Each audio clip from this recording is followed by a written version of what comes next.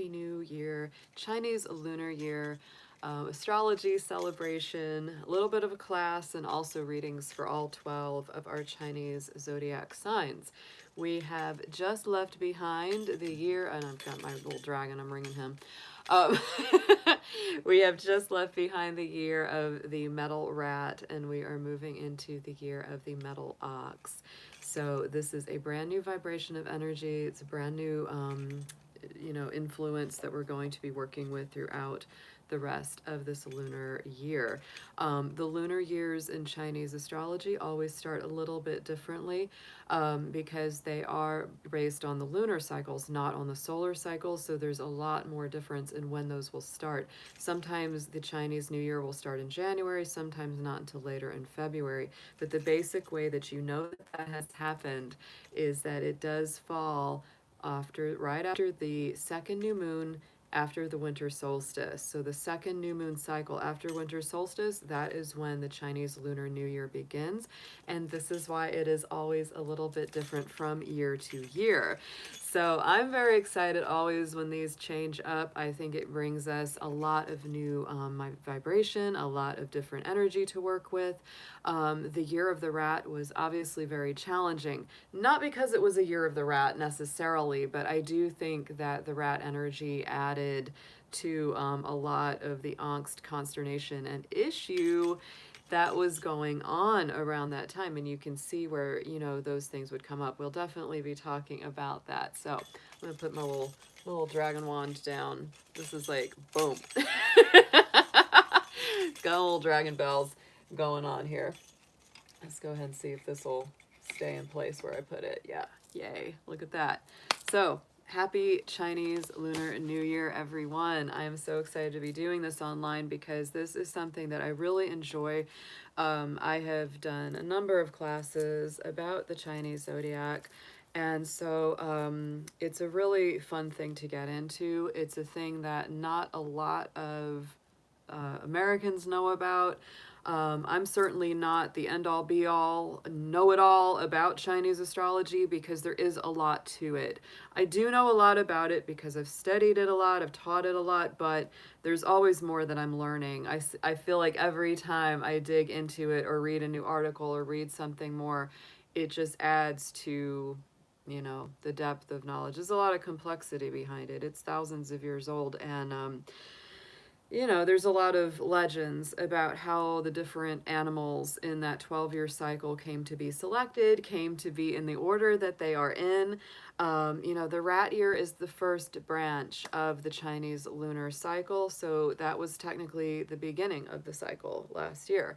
And so this year, the ox is the second animal in the cycle. So that is what's going on this year. This is the second branch. There are a lot of books that I really enjoy over the years. You can see how beat up and chewed up this book is. But Theodora Lau is really great. I've really enjoyed her writing about Chinese astrology over the years. I've enjoyed her books.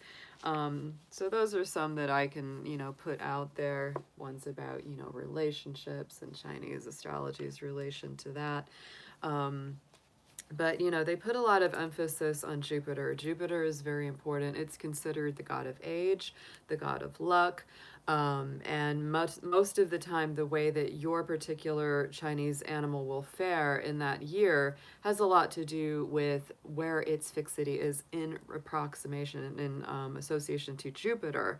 So that has a lot to do with it. The other interesting thing that I find about this as a Western astrologer is that, Jupiter and your Chinese sign both come around every 12 years. It takes Jupiter 12 years to make one full rotation through your personal natal chart. And of course, every 12 years, your personal Chinese zodiac sign also comes back around because that is a 12-year cycle as well. So the connection between the Chinese zodiac and Jupiter is not only found in that particular, philosophy and line of thought, but it's also in the Western line of thought. So it's very interesting how those two really do connect. So thank you everybody for joining me tonight. I really appreciate you being here. It's great to be able to do this kind of gathering celebration class and readings on over online. I'm more used to doing this in person, but it's awesome to see you guys in here. So we're taking a break from our usual Fire Dragon Friday. That will be back next Friday with our regular scheduled love readings for our Western zodiac signs. So tonight, because it is the Chinese Lunar New Year, the beginning of that, we are going to be focusing on that. Krista, thank you. Thank you, Colin.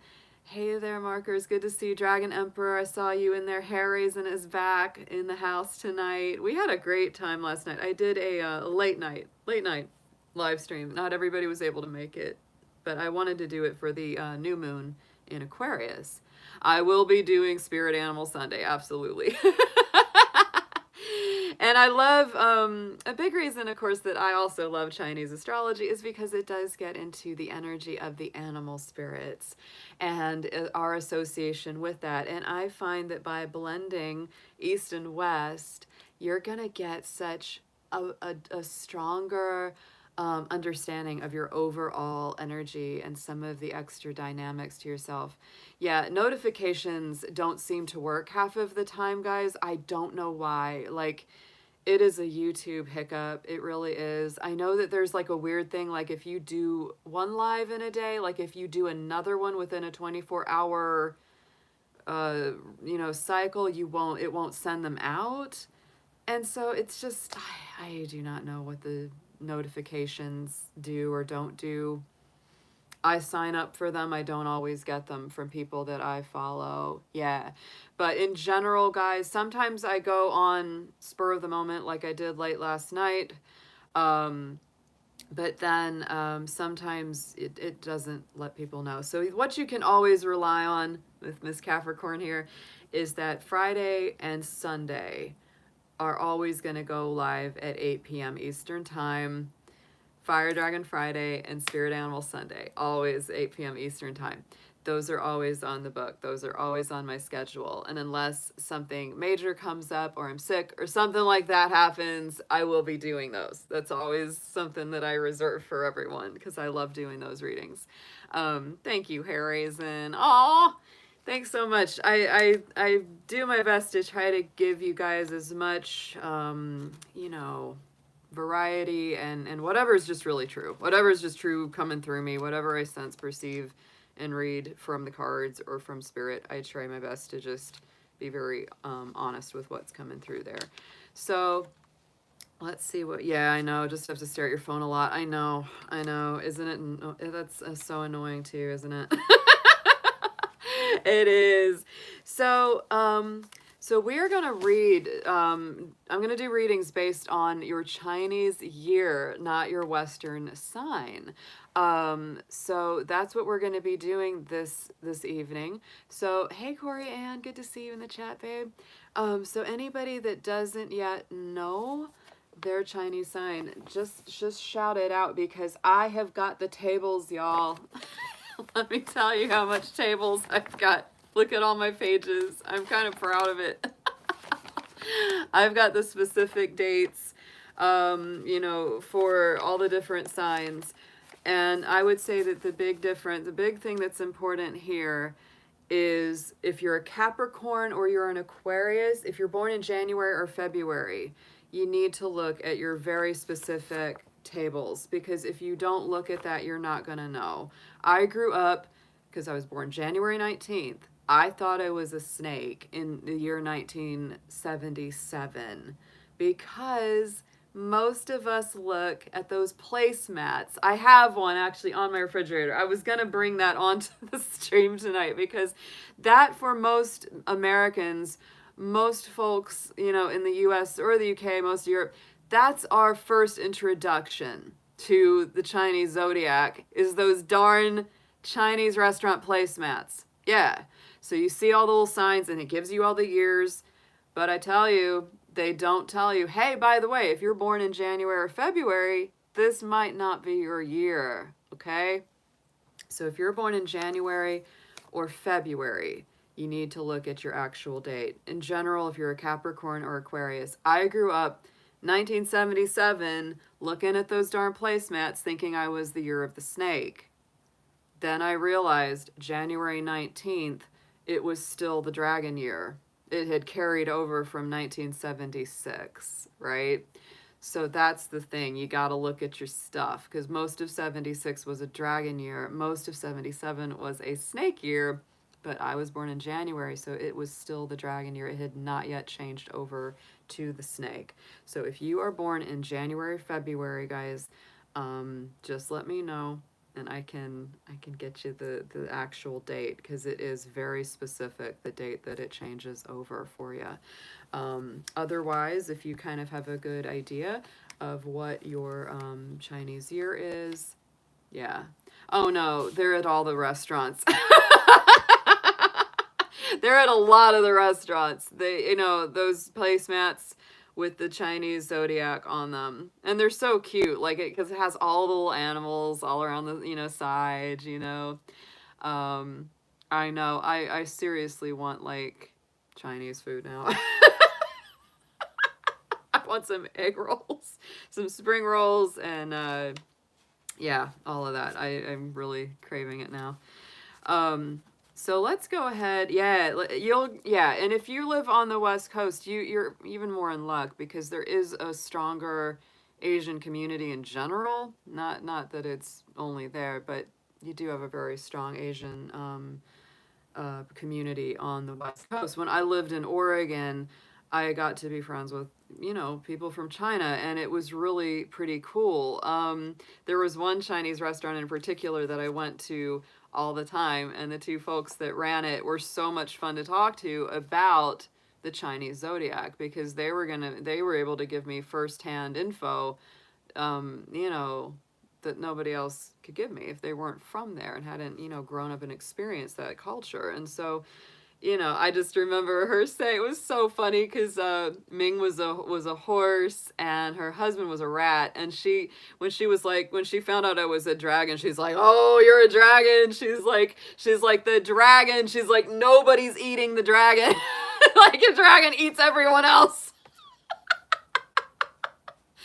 And dragons are a big deal in Asian culture. It's kind of interesting how, dragons in general, like in European culture, had a more dubious, reputation. It was sort of like they were seen as something more negative. The knights were going to go out and slay the dragon and, rescue the damsel and all that stuff.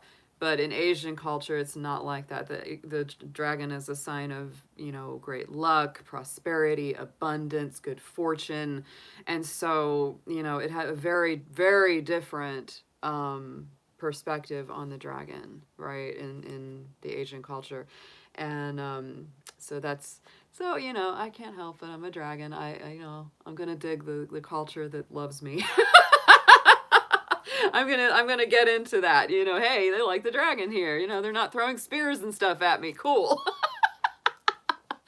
So I want to get into just some basics of Chinese astrology with you guys. I'm not going to do as deep of a class as I normally would. I think I will reserve that a little bit more for when I start a paid subscription and we start doing like weekly classes into different types of astrology. So that's going to be more, a little more in depth. I'm just going to try to give you a good little overview tonight before we start our readings, just to give you some ideas about how this works, what it includes, why it is actually really valuable and helpful knowledge to have about yourself and your personal astrology, and how this particular year is going to look for us. Those are the kind of things I want to get into. So the big thing, of course, about the legends of Chinese astrology is that all the different animals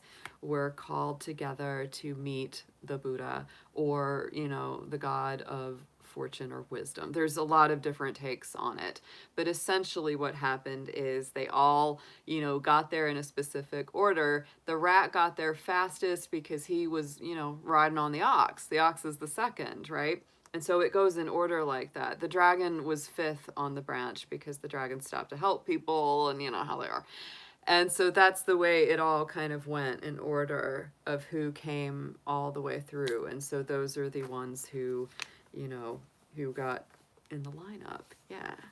So we are passing away from the rat year. Now the rat year is interesting because that is associated with the western sign of Sagittarius. The rat tends to be very similar to Sag. It's a traveler, very careful, very shrewd, knows how to survive things really well. Yeah, definitely that world traveler, world philosopher kind of energy. So as we step into this year of the metal ox, we are moving into a similar energy to Capricorn because the ox is associated with Capricorn in the Western zodiac. I also get a lot of Taurus energy coming from the ox. It's similar. It's not the same as the typical bull or cow. The ox is often also attributed to like the water buffalo. That's another, you know, kind of energy. It's very stable. The ox is a larger, you know, cattle. It's a big guy, very strong, very solid. Can't really be moved. The interesting thing in Chinese astrology that's different from Western astrology is that they use 5 elements rather than 4. So something that I would say that's very, very common is that you will see Chinese astrology and its elements are all intertwined into traditional Chinese medicine. It's intertwined into feng shui, martial arts. A lot of things are based on and around this. So what we have, I'm going to show you this. And the funny thing about this particular graph, this chart that I'm showing you, is that this was not something that I got from any Chinese astrology book. This is something I got from my acupuncturist, Dr. Liwa. And this shows the elements and how they work together. So it's really, really very cool. This is all about the relationships that are generational or conducive, and the ones that are subjugative or destructive, right? So you all have an element that you're born in. This is the year of the metal ox. I was born in the year of the fire dragon. You all have an element that comes with your sign because it cycles around. And the way that Chinese astrology works is that we get 2 together because it goes masculine, feminine, yin and yang. Just like in Western astrology, where some signs are feminine and some signs are masculine. But this is going to take it a little step further in some ways because, like, for the rat is a masculine sign associated with Sagittarius, and last year was the metal rat. The ox is feminine energy, but it's going to be metal again because it gives us 2. It gives us feminine metal, masculine metal. If that makes sense to you. Next year it changes up to water. That's the next element in the cycle. It will be the year of the water tiger next year, and then the water rabbit after that. So that's the way that that works. So the element that you are absolutely interacts with the element that other people are. So if you happen to be a water person, say you're a water element, if you're interacting with someone who is the wood element, it's going to be very conducive, very easy. Water generates wood. From water, you get wood. And so this is very free flowing. It's very easy. It's very awesome. Now, however, if you happen to be a water sign and you're dealing with a fire person, that doesn't work so well because your water puts out their fire and it's very subjugating, and they may always end up feeling drained by you despite your best efforts simply because those elemental energies interact in such a way. So it's really, you know, this is where you generate and this is where you subjugate. And it really does go in this really interesting cycle. If you're a fire person like me and you're trying to deal with somebody who's born in a water element year, you may always feel kind of drowned. You may always feel like your fire is being put out, even if they're a good person, even if you feel pretty cool with them, even if you like them a lot. It's very difficult, right? And so I would say for metal people, right, we're going to look at what metal does. What is metal? You know, fire subjugates metal. Like for me, I have to be careful around metal element people because from fire subjugates metal because it melts it, right? Fire can melt metal, it can destroy it. And so for a fire element person, it can be hard not to end up just, you know, really dampening the spirit of a metal element person, right? But if I am dealing with somebody who is a wood person, they put a lot of fuel on my fire. That makes me feel pretty good. And if I'm working with an earth person, likewise, they're going to be supported by my energy as well because from fire you get earth, right? It creates ash, it creates you know, a richer soil. So it's like this is the way that cycle works. And I know that that takes a little time maybe to wrap your head around, but this is, you know, this is Chinese medicine that this was taken from because each one of these elements also deals with a part of the body. And anytime I've gone to an acupuncturist or a Chinese herbalist, they can tell you, oh, your liver, you too much wood in your liver, right? Or too much metal in this part of your body. It's fascinating. It's absolutely fascinating how all of this works together in these different modalities. I love it. I absolutely recommend getting deeper into it, especially if this is a little bit confusing. I absolutely recommend it. Another chart that I'm going to show you is going to be about the directions. Okay, so each sign in the Chinese zodiac has a fixed direction that is considered to be more prosperous for them or better for them. So if you're a dragon, let's see, where's my dragon? Right here. Yeah, dragon is east, southeast. And so in general, east and south and east southeast are very good directions for the dragon. It's also a good place if you have dragon figures, dragon statues, you know, dragon artwork. Those are the best locations to put those in your house. This ties into the feng shui, right? About where to put things, you know? So for the year of the ox, we have north and northeast. So I would say the north and the east and northeast are all good directions for the year of the ox. And you can see this all across. So there may be places in the world that you feel better, places in your house, different rooms in the house that actually feel better, and there's a reason for that. There's a reason for that. Each sign in the Chinese wheel is associated with a different fixed location. We also have our triangles of affinity, and we will go through these a little bit deeper as we get into our readings tonight. So here we go. These are triangles of affinity. They are not very dissimilar from the way that our Western signs interact, whether it's challenging or free-flowing, okay? So in the year of the ox, if you happen to be a year of the ox, which is Capricorn energy, you're going to interact the best with snakes and roosters because that's Taurus and Virgo energy. And these are the leaders of our Chinese zodiac. They have leadership energy, they have stamina, and they have that earthy, grounded energy. The doers is my personal cycle of affinity. So the rat, the dragon, and the monkey. The monkey is Leo, the rat is Sagittarius, and the dragon is akin to Aries. These are our doers. These are our motivators, our visionaries, the folks that shake things up and get the fire going. So this is where you are. These are the ones you generally get along with the best. And if it happens to be that particular year, you're going to function quite well. Our next triangle of affinity, number 3, is our air signs. These obviously are our thinkers, our analysts, people that come up with strategies, plans, live in the realm of thought, in the mental body. So the tiger akin to Aquarius, horse akin to Gemini, and dog akin to Libra. These guys like to hang. So our last one. These really are our peacekeepers. These are our diplomats, and these are our emotional centered signs. These are our water signs. So we have the rabbit akin to Pisces, we have the pig akin to Scorpio, and the sheep akin to Cancer. And these are different triangles of affinity, guys.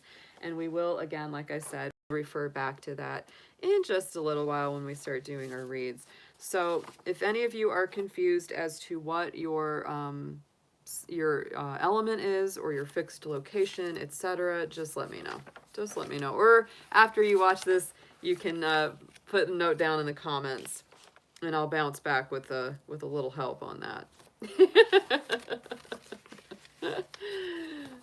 Great to see you all in the chat. Thank you so much for everyone who has already joined in. So this is it's a lot to it, as you can see. We're gonna go sign by sign, piece by piece, and the other things that I would mention about the Chinese zodiac, and what affects your personality, or what is believed to affect your personality, is the time of year that you are born. Like the dragon, for me, example, is a fixed spring sign, right? We are born in, it's a springtime sign, because dragon is akin to Aries. But I was born in the winter. So if you're a winter dragon, it does change the personality. I was also born in a new moon cycle, so that's very important. The weather is also important. It was snowing on the day that I was born, so this is interesting, right? It's all of this is brought together into your personality, what influence it has. There are also hours of the day, which are basically the same as ascendants. So I was also born in a dragon hour. The hours between 7 a.m. and 9 a.m. are considered the hours of the dragon.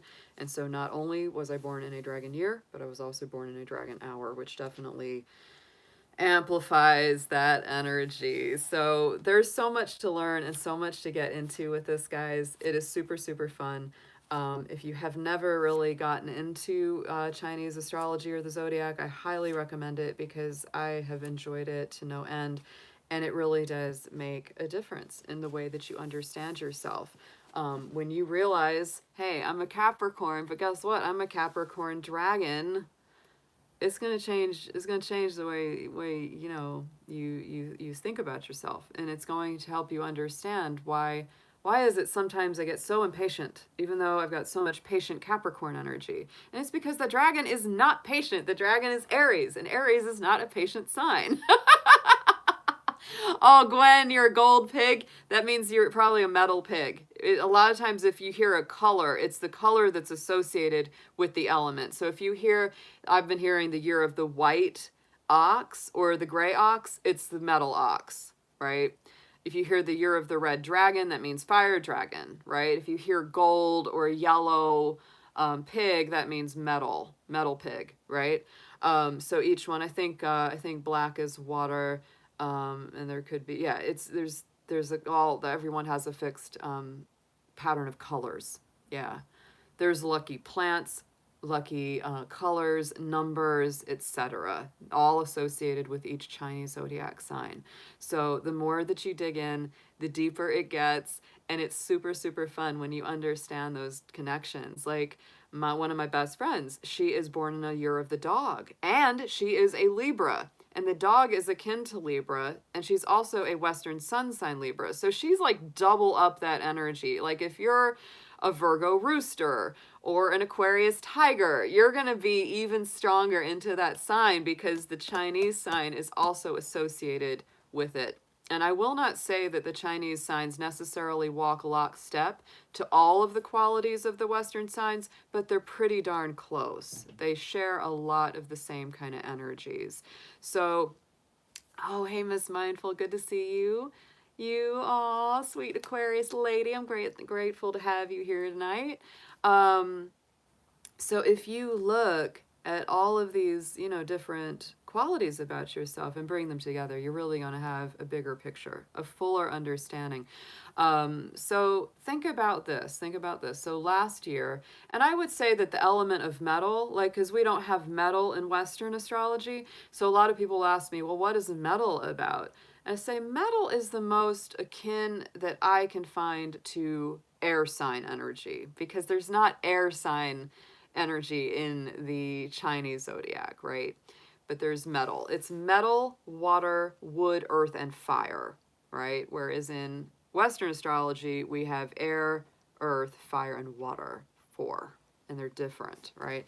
So a metal personality is definitely a thinker. They're more of an air sign energy. That's what I would say. The that's simplistic, but that's what I would say about the element of metal. It is more intellectual, it's more thought-based. Metal energy people can be very cutting, right? Because metal can be like a sword or a knife, right? It cuts right to the heart of the matter. So they really like to get to the heart of things. They ask a lot of questions. My mom is a metal dragon. Very different from me. I'm a fire dragon. I'm just like, pure emotion a lot of the time. But my mom is very intellectual. She gets really caught in her thoughts. Sometimes I have to slow her down and be like, Mom, don't overthink this. I see that in metal people. They think, think, think, think, think, think, think. Ask, who, what, when, where, why. They want to know, they want to know, they want to know. So, Ms. Mindful, I can tell you how you know your element. You got to get your dates. You got to get your dates. I got the tables. So I can tell you. I can tell you what your energy is if you throw out your info, or if you just want to email it to me later. I can get that to you guys. That's how you know. Water tiger. Oh wow. So markers, your full cycle's coming up next year, because next year is the year of the water tiger. That's really cool. 12161. Wow. 12161. So yeah, Ms. Mindful, you are an ox. Yeah, you are, because the year of the ox started in 1961, February 15th. Right? So if you're no, wait a minute. Sorry, you're January. No, you are. You're the rat. You're the rat. You're still in the rat year. See, it trips you up. So you were the metal rat. So last year, Ms. Mindful, that was your complete full cycle. You went back to your origins. So yeah, you were born in the year of the metal rat. Yeah. Let me see. Hey, Bethany. We've got a couple in here from Peter's channel. Sometimes he pops in on my lives. He got me with that raven. December 30, 1981. Let me see what we've got for you, hon. You know you're a rooster. Yep, you are. And you are a metal rooster. So again, we've got a lot of metal folks in here. What I'm telling you is metal people are it's very similar to that air sign energy. And it's not surprising. We're going to see a lot of metal folks in here because metal people like to know things. They like to get the information. H.P. Lovecraft, I love Sam too. Oh my gosh, that raven. Oh my goodness. Yes, I love him. You know I love birds. I'm bird crazy. So yeah. That's what got me in on his channel, was him ranting about that bird. It was the best. It was the best. Yeah. Metal rooster energy people. Let's see, 11794. Water rooster. Yeah. So David, that was, let's see. Yeah. Wait a minute. You said 91? This is coming faster than I can keep up with. 11794. I got it right. Yeah. You were still in the year of the water rooster, David. Yeah, that's your element. It's an interesting combination because the rooster is very like, it can be real critical on itself. Don't beat yourself up. If you're a rooster, that's Virgo energy, so don't beat yourself up. And that water element is very emotional. It's much more emotional and soft and gentle. Hair raisin, 112566. Let's see what you got. 1125. Yeah, fire horse. Oh, hair raisin, no wonder I love you. You and me are both fire folks. You're born in that fire horse year. I can see that horse coming through with the flaming mane. Fire horse. Hey there, Fran. 112569. Well, I know you're a rooster because 69 is a rooster year. And I believe you're an earth rooster. Yes, you are an earth rooster. It's very grounded, very rooted. Absolutely. That earth rooster year, yeah, very, very strong. It's a nice energy, actually. It's a little bit like a barnyard. You can grow some good crops. Metal dog and Gemini moon. Yes. Oh my goodness. So it's a little Libra and a little bit of Gemini going on there for you, Laura Z. You know she's a tiger. 11875. You, me, Krista. We're born right next to each other. Yep. Let's see. Was it 75? Yeah. And you are, let's see, the wood tiger. Yeah. So your element is wood. Wood is really nice for growth as well. Very balanced. Yes, David, you can chill with some chickens. I said a Capricorn rooster is like totally barnyard energy. It's like abundant, it's fertile. You're not going to go hungry. 630, 80. Let's see what we got. 630, 80. Okay. So that's the metal monkey. Yeah, the monkey is akin to Leo. So Leo, of course, that monkey energy is the strategist to me too, as well. Like the monkey energy is very all heart. It's very creative.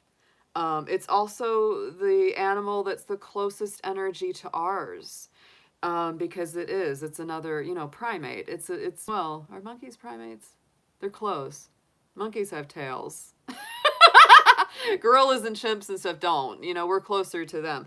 But the monkey is metal, and your monkey is metal. Yeah. See, I'm telling you, tons of metal, folks. Isn't that amazing? And thank you, Hair Raising, for that blessing, sweetheart. I appreciate you.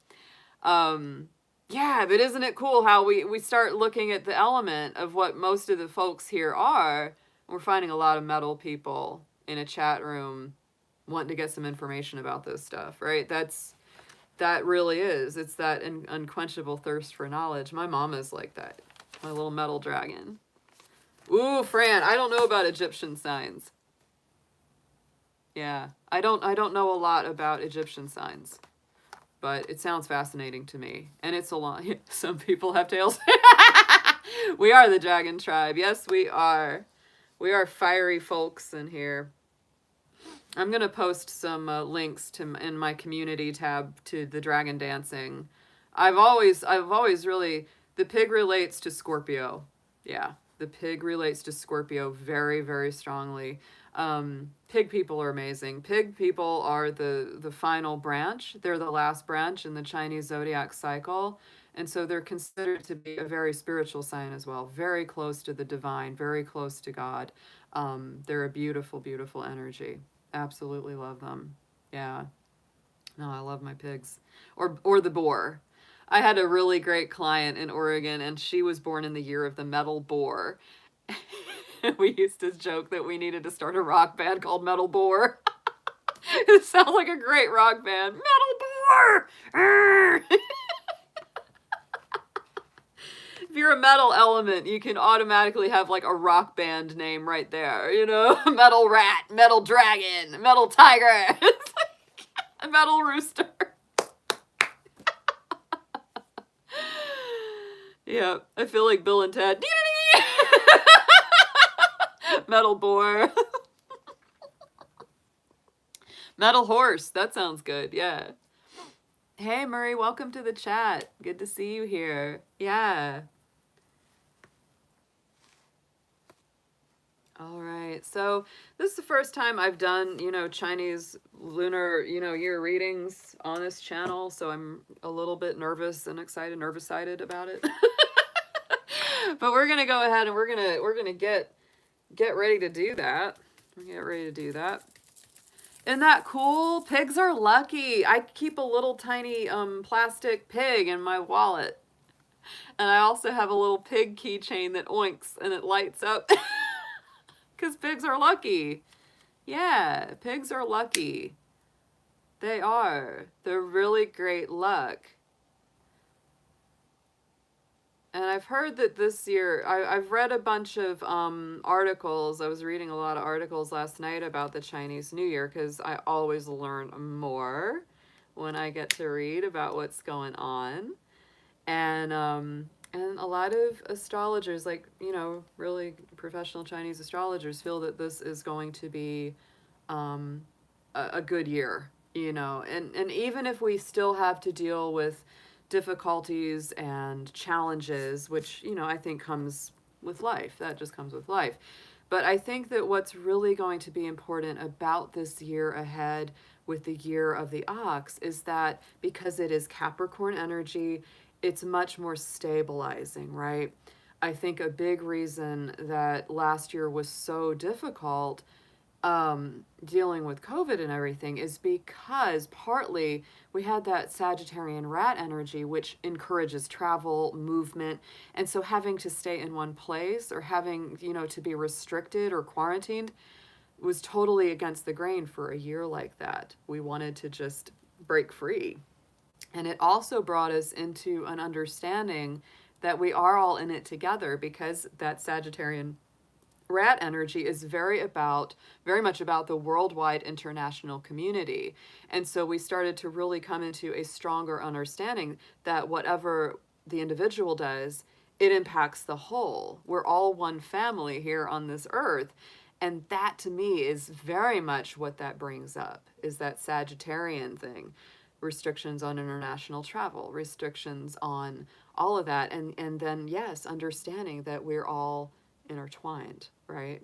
It's like none of us can just do something without it having an impact down the chain, right? We're all in it together. And so that's what I really feel that, you know, that Sagittarian kind of rat year definitely brought through for us. It was also a year of a lot of fiery new beginnings. It really was. I won't say it was all bad. It was intense. It was intense for me personally, but it was like a lot of things that were very good that needed to come up to the surface. So as we go into the metal ox here, I personally do not know very many people born in the year of the ox. I just haven't really, like, if I know them, I don't know them. Like, I don't know who they are. And I think that a big reason for that is the ox personality is not flashy. It's not a big flashy show off personality. They are a hard worker. They are very steady. They are very determined. They're very grounded and rooted. It's Capricorn energy. That's the equivalent Western sign to the ox. So I would say, this is just my feeling. This is my feeling about it. My little take on it is that if you are a Capricorn, or you have Capricorn in your chart, or you have a lot of earthy energy in your chart, this is going to feel right to you. You're an ox, Bethany. Awesome. So this is your 12-year Jupiter cycle, your 12-year ox cycle coming back around. Very cool to know that. And so my feeling is it will be more in harmony with your personal energy. If you are an earthier kind of person, even if you don't have earth in your chart, even if you just feel like you really like that stabilizing, grounded force, because what is Capricorn energy about? What is that about? It is about responsibility, dedication, determination, building things slowly but surely, making slow progress, but getting somewhere very, very concrete, right? And so I would say that this year will not move as fast as last year. Rat energy is like, boom, I'm out of the gate. I'm the first sign. I'm here. I'm ready to party. It's a rock and roll kind of sign. The ox is not. It gives us some breathing time because the Sagittarian rat energy is very fiery. It's very masculine. The ox energy is much more feminine, but it's also very driven and very motivated because, as I always say about Capricorn, it's a feminine sign ruled by a very masculine planet, which is Saturn. So I do think that it is a year that we will get quite a lot going on. We will, but it's just going to be a lot more stable. It's a lot more grounded. I think people will be very concerned and focused on work, very focused on making money, saving money, dealing with their resources, and looking at, you know, responsibilities and bringing things into balance. That's what I really feel with this metal ox year coming in. And people will be asking all the pertinent questions. They will be thinking a lot. It's a little bit Aquarian. It's a little bit, you know, Gemini, Libra, Aquarius, a little bit of that air energy because of the metal element. But I really feel that the ox brings back a lot of stability that we may have lost during the rat year. The ox, you know, the motto is I will. It's the enforcer. Its fixed element is water. Its fixed location is north. Its color is blue, rules the kidneys in the body. And the hours of the ox are the hours between 1 and 3 a.m. It's interesting. Yeah. So let's see what we've got. Let's start out, guys. So I'm going to start with our Year of the Rat folks. Let's start out with them because they are the first branch. They are the first sign of the lunar cycle. So anybody here that is born in the rat year, this reading is going to be for you. The rat is the initiator. Their motto is I do. Fixed element is water. They are yang, they're masculine. North, blue, and kidneys are their location, color, and part of the body they rule. The hours of the rat are ruled between 11 p.m. and 1 a.m. Those are lucky hours. And their best matches are generally with the dragon and the monkey. Yes. Yes, there are hours, Gwen. So that's why I'm so dragony. I was born in a dragon hour as well. So if you were born in these hours, even if that's not your year, that is the hour that you were born in. So if you were born between the hours of 11 p.m. and 1 a.m., you are an hour of the rat. You're a rat ascendant. So interesting to know, right? So I would say the rat year, last year would have been definitely a big one because that is your Jupiter return year at the same time. Jupiter takes 12 years to go through your personal chart one time.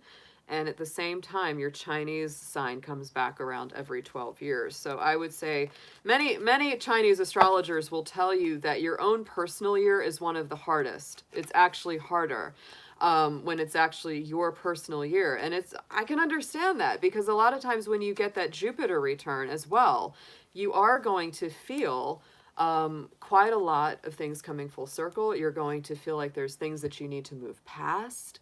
Old doors and old things are coming down because it's expansion. And sometimes that expansion, even though it's lucky, Jupiter is very much about luck and good fortune, there's also a little bit of that accompanied kind of growing pain that happens when Jupiter comes along, because it's like if you've needed to really stretch beyond your limitations, if you've needed to let go of something that's been, keeping you from what you really want to get at, Jupiter's going to come and do that for you. So I would say that for the rat, this would be a little bit more of a restive year because last year for the rat was very challenging, because it was all their energy coming up to the surface. So I am going to read you this little invocation about the rat because I love these. These are very cool. So for those of you that are born in the rat year, I am the self-proclaimed acquisitor.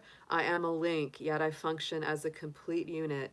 I aim at encompassing heights and strike my target sure and steady. Life is one joyous journey for me. Each search must end with a new quest. I am progress, exploration, and insight. I am the womb of activity. I am the rat. So those of you who are born in a rat year, I absolutely love you guys. You're one of my folks. You're one of my folks. Dragons and rats, we get along famously well. So let's get into your reading. Let's see what's going to come up. I'm going to pull 3 from our Chinese fortune reading cards first to get your overall themes for this year of the ox coming through.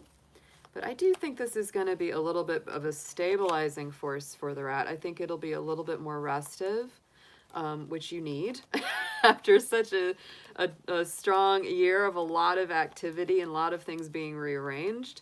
And of course, just take these as they resonate because, they won't resonate with every single person. You're dealing with your own specifics as well, just like in any astrology. So let's see, dear angels, guardians, guides, ancestors. Let's see what the year of the ox will be bringing through for our year of the rat natives. Let's see what they will be looking forward to this year.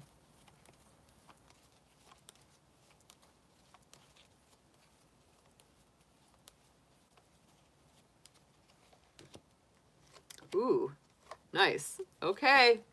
And these make sense. These make a lot of sense.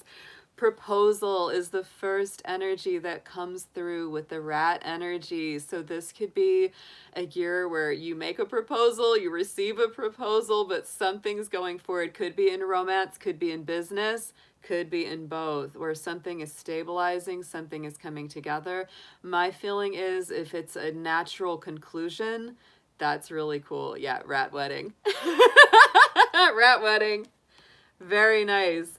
Next card coming up is the soul symbol. And I love this for you because to me, with your Sagittarius alignment, the rat is very much about philosophy, personal spirituality. And so this may be very important for you for the year of the rat this year, is really linking into your spirituality, your spiritual process, what your soul really desires. And we do have, the symbol of the Buddha in this card.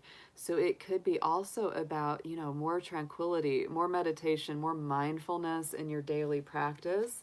And look at what we have. Yes, we have the travel card. And I know that the rat loves travel. Yes, you are the travel sign. So I love seeing this come up here for my year of the rat natives for the year of the ox. And I would say that this may be kind of like more, this could be the progression of the way it works. You could go in this direction where, the proposals, the spirituality kind of come in first, and then it leads to more travel later in the year. But take that again, of course, as it resonates. I am going to pull some tarot on these as well to get a little deeper message and clarification around each one of these cards for you.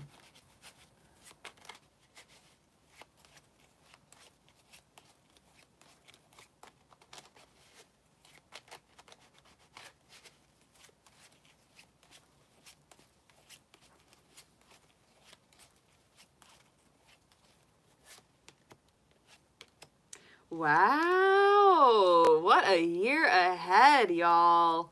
What a year ahead. So on top of the proposal, we have the Three of Cups. To me, this is very happy news indeed.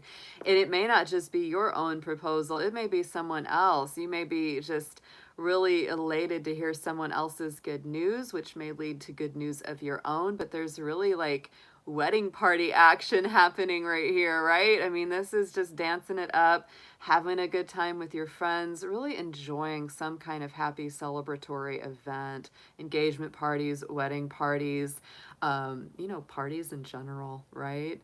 And it could even mean somewhere that you go leads to meeting someone that you have the deep connection with. Such a nice energy. On top of our soul symbol card. I'm getting goosebumps, y'all. I am getting goosebumps. We have the Fool card. Look at this. So to me, for the year of the rat, folks, you may be looking at really a brand new spiritual path that really helps you open up. You really take that leap of faith here and you really choose to trust in spirit. You go with the flow. You go where the soul leads you. And this may lead to that travel energy because look at what we have. Over top of the travel card is our Wheel of Fortune with Anansi, our spider god. I love this card. Oh my goodness. And that is your Jupiter energy. That is your Sagittarius energy. So year of the rat, you have got some awesome stuff coming through. I think you're meant to travel. I think you're meant to go places. And I think that you so deserve it. You so deserve it because this last year was not easy for you guys. This last year, rat was definitely more challenged in general. But what a beautiful read for you all, guys. Oh my goodness. So to me, my darling rats, I love my rats. I do. It's so funny because in Western culture, we're really conditioned to see the rats as a really negative thing. But in Chinese astrology, the rat is, it's, think about it. Everybody that I've ever known that's had a pet rat will tell you how awesome they are. They're loving, they're affectionate, they're clean, they're caring. They're really sweet. Like they're just a wonderful pet. The only negative to them is that they die kind of young. Yeah, but everybody I've ever known that's had pet rats will tell you how wonderful they are. They're just really great, great little creatures. And they're also incredibly smart and they're very resourceful. And that's what rat native people are. They are very resourceful people. And look at your little Chinese cookie coming out is the intuition card. Look at that. Trust your intuition. It's a great time to learn a new skill, change careers, or invest money. So use your intuition this year in the year of the ox for all of my rat folks out there. This was a beautiful reading, guys. Oh, and on the bottom we had the magician card. Look at that. Manifesting, things coming out of stagnation, things moving forward for you guys. I love it. Oh my goodness. All right. Whew. Fun, fun, fun. We're gonna have to do more Chinese astrology readings on this channel as we get into it. After all, I named it after my Chinese sign. We need to do more of this. This is super fun. Yeah, I love it. No matter where you are, Mr. Rat. So let's get into our next one. Let's get into our year of the ox, folks. This is your year. This is your party. This is your celebration. This is your Jupiter return. Thank you, Ms. Mindful. Yes, Chinese blessings in the red envelope. That's right. Oh my goodness, the lucky money. Yes. Thank you so much, sweetheart. So our ox year is up next. There we are. And so I'm going to read you this little invocation about the ox. Mine is the stabilizing force that perpetuates the cycle of life. I stand immobile against the test of adversity, resolute and unimpeachable. I seek to serve integrity, to bear the burdens of righteousness. I abide by the laws of nature, patiently pushing the wheel of fate. Thus I shall weave my destiny. I am the ox. Ah, I get chills reading that. I really do. It's beautiful. So for all of my year of the ox folks out there, happy return of your energy. This is your Jupiter return year as well. So this is a year of doors opening up. This is a year of a lot of energy coming full circle to you. It can, for some, be a more challenging year. Many Chinese astrologers would say that when it's your own year returning, it can be more challenging. And so don't be surprised if there's things that need to move, if there's things that need to happen, but it gives you the power to make those changes and to have that stuff really work out in your favor, especially over time. I'd almost say that the following year, this next year, will be even luckier for you because you're paving the way towards those goals. Just like for the rat, like the ox year, I feel like is really great for the rat because they went through their more challenging cycle last year, and it's going to be possibly the same for you. But ox people, you're kind of golden. You're really kind of golden, folks, akin to Capricorn energy. And we are dealing with still Pluto and Capricorn. We had a lot of Capricorn shift last year. So I feel like a lot of the changes and a lot of the things that will be happening for you this year are things you've already been ramping up about. You already know that they're coming. So yeah, slow and steady definitely wins the race with ox-born people and in the year of the ox. But they have a lot of power. They have a lot of power. There's some interesting sayings. You hear stubborn as an ox. It makes me think of Taurus, right? It makes me think of Taurus. So try not to be too stubborn. Don't lose your vision. Don't lose your true heart and what your soul's mission is. But don't be too inflexible to where you can't work with other people. That's something that I would say. Ox people tend to be a little more isolated and a little more solitary. And that's probably why I don't know too many ox folks. That's probably a big reason. They're not super social a lot of the time because they're similar to Capricorns. Like, I got work to do. I don't have time to play around. I don't have time to go be partying with these people. That's our ox, right? There's a lot of sayings about the ox. Stubborn as an ox, and there was another one that I thought of last night. It might come to me. But there's definitely sayings about the ox, right? They have a lot of power. They're really created. I mean, just from before the Industrial Revolution, ox power, right? I mean, you really had to have it because they're bigger than the typical bull or cow. They're a different animal entirely. Like, they're related, but they're different. I was reading about that. What's the difference between like a bull and an ox? An ox is bigger. They have more power. They have more strength. So you don't mess with them. They're gonna just walk all over you. They're gonna keep going. So let's get into your reading, my dear ox friends, my oxens out there. Let's see what we have for you. We're gonna pull 3 cards from the Chinese fortune reading deck to see what primary themes are coming up for your 2021.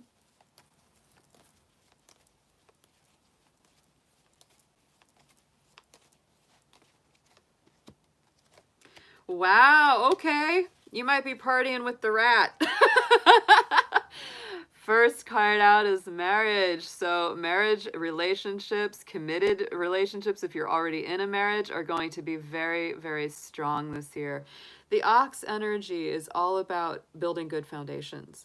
So, you know, funny enough, I was reading that, you know, it's actually a good year for marriage. It's a good year for stability. It's a good year for creating a home environment or buying a home or, you know, setting up a new home because it's a very stabilizing force. And, you know, Capricorn energy, ox energy, it stands the test of time. So if it's something that's happening this year, it's probably going to be very solid. Trust is your next card out. So trust is important for this year of the ox for you guys. Trust in the divine. Trust in the people you love. Trust in yourself, of course. This is all very important. And freedom comes into this as well. So I do feel that you do find more freedom this year. You do find more personal liberation this year, partly because you're coming back to your own energy here. And it's very, very nice. It's a feeling of like getting back on track, getting back to that stabilizing energy, that earthy energy that you really enjoy. And that's what you trust in. You trust in things that are a little more slow moving and slow building. And it gives you this wonderful feeling of freedom. It's like, ah, finally, I can relax a little bit. I don't doubt that for most of my ox folks, you are going to be working hard this year. You are going to be working because that is just part of who you are. It's part of your own personal energy. You may be working at your marriage if you're already in a relationship. If you haven't found the person you want to be with, you know, you're really looking at who's going to be the most reliable, who's the durable one, who's the responsible one, who can I trust in, who do I feel the best around. That's who you choose. That's who you choose. It's going to give you a lot of personal freedom. It's going to open a lot of doors because you're going into your Jupiter return this year, no matter which year of the ox that you were born in. So let's get some tarot on top of each one of these cards to get a little more message around them. God, I love doing these readings. I love doing these. Oh my goodness. I just get like happy chills all over when I'm pulling these cards for you guys.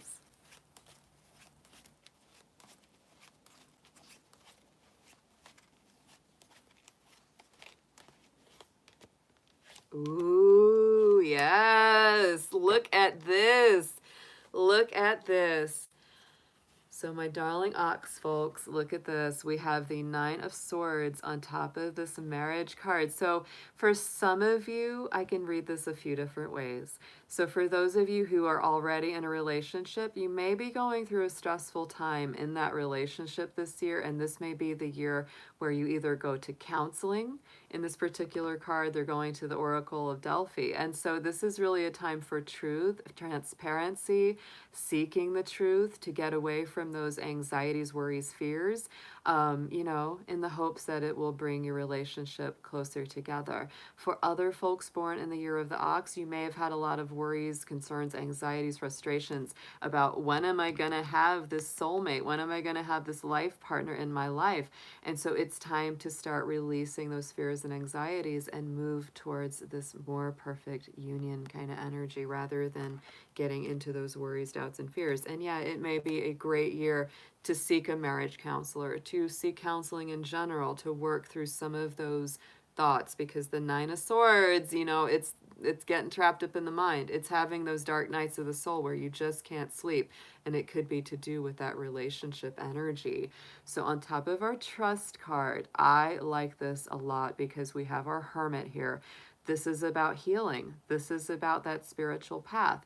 Trust in your own spiritual path and your own progress this year, my ox folks, because this is all about that. This is Virgo energy, which is very much in agreement with your own energy. So you may be doing some personal healing, working on trusting in the divine a whole lot more, really healing from the inside out, because that is both spiritual, emotional, and physical healing. And I'm really digging this Tower card that's sitting on top of freedom. So to me, this could be some old foundations being dismantled. And for the ox people, that's very important because it's a year of building foundations and a year of building something strong. And you can't build something strong unless you turn this loose and you get rid of the old construct. Anything that was, you wouldn't build a brand new house on top of the ruins of the old one. You got to clear those away first. So it's very, very beautiful. It's going to lead to a lot of freedom. Some of it may feel disruptive. Some of it may feel a little chaotic. That's totally normal for you when you're in your own personal Chinese year and your own personal Jupiter return year. It's totally normal to have some things clear away before you get to the nice, good stability. So let's get a affirmation on this for you guys, for the ox people out there.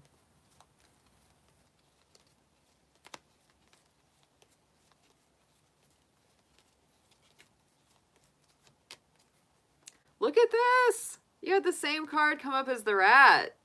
So you may have some you know, similar energies and things coming through with the rat. Trust your intuition. It is a great time to learn a new skill, change careers, or invest money. And there could be some big changes. Oxfold, it is similar to Capricorn energy. It's like you really like to have a solid plan. But Spirit is calling you this year to tune into your intuition a little bit more.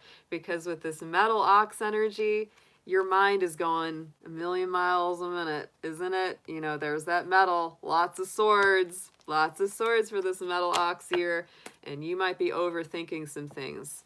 Just saying, just take that in. Might be overthinking some things, worrying about them too much. So it's good to talk it out. It's good to seek good counsel and good help for that, because it's going to help release a lot of that junk. It's going to release a lot of that. Sorry, my nose is so runny. I'm looking for a tissue and I don't have one nearby.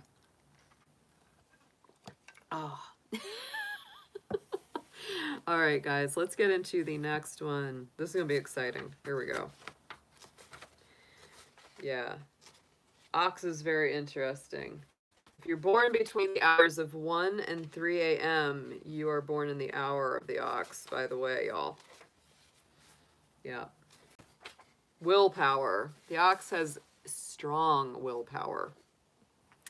All right, so we are going into our year of the tiger. So any of my tiger folks out there, the tiger in Chinese astrology is akin to Aquarius. It's akin to Aquarius energy. So tigers do tend to be kind of flamboyant, eccentric, different, colorful, innovative. They march to the beat of their own drum. They're very interesting people.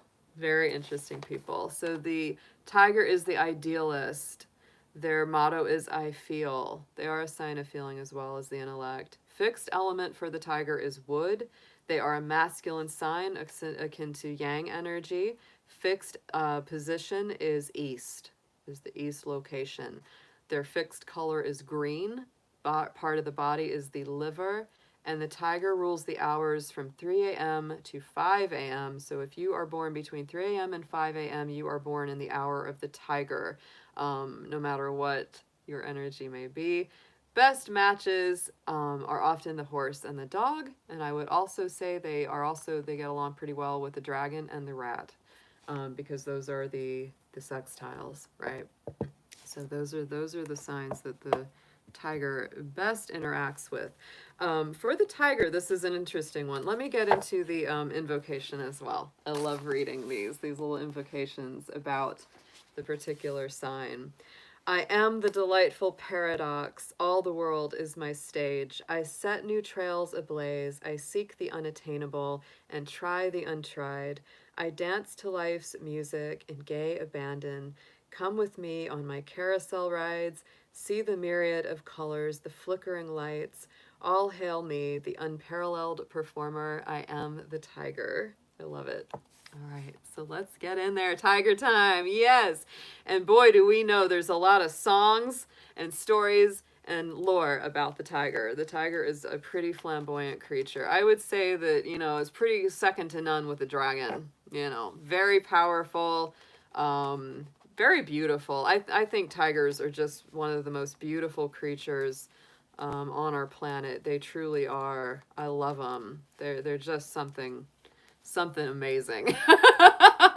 They're very determined, and tigers can swim. You know, unlike a lot of felines, they can swim quite well. They're very adept at getting in that water. So going into, you know, this year, the year of the ox for you, it may feel like you're preparing for something bigger next year, because your year is next year for the tiger. That is the year of the water tiger for 2022. So for a lot of my tiger folks, you may feel like you're really getting something ready. You're preparing something for a debut, or for, you know, the real performance. And so this is a year of preparation, I would say. Clearing any decks of old energies, working through any old issues.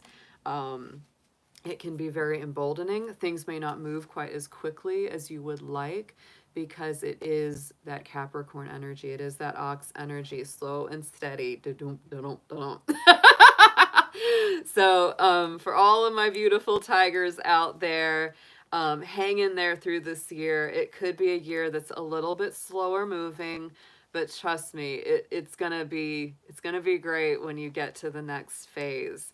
Don't be discouraged if it takes a little longer to get things moving, because the ox energy, this Capricorn alignment, is very much more about the past, and also reworking foundation so that they serve you well in the future. And the tiger energy is about the future. So build for a good future this year, my tigers. Let's get some cards on this. We're going to pull 3 first from our Chinese reading cards to see what kind of themes and elements are coming up for you in this year of the ox. Dear ancestors, angels, divine beings of light, please show me what you have coming up for our tigers.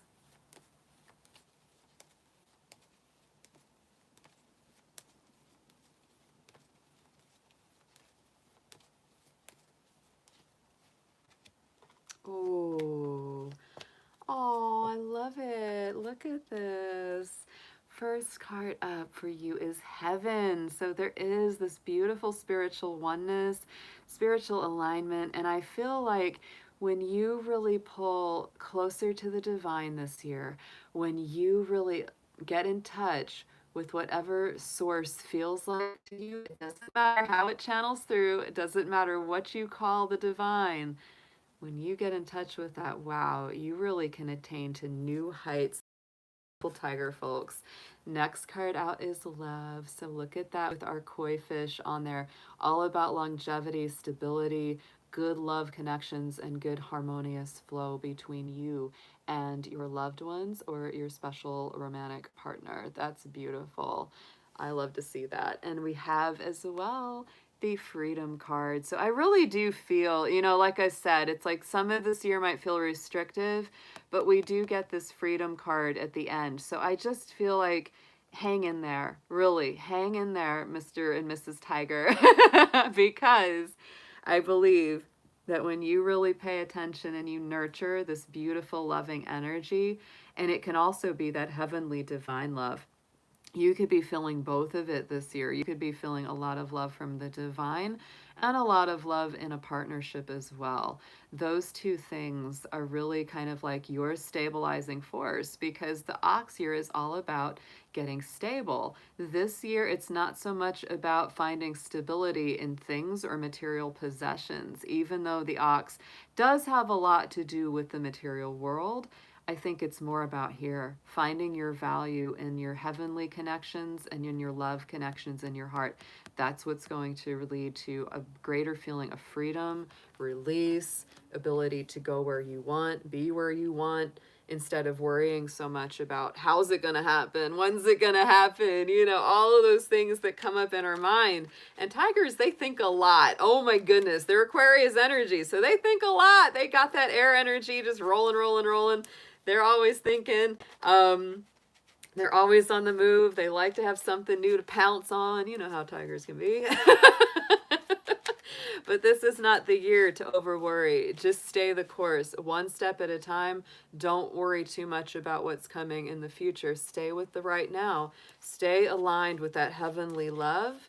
That is so important for you this year, because when your love is strong, boy, it moves the mountains. It moves the mountains. Let's get some tarot on top of this for my beautiful tigers.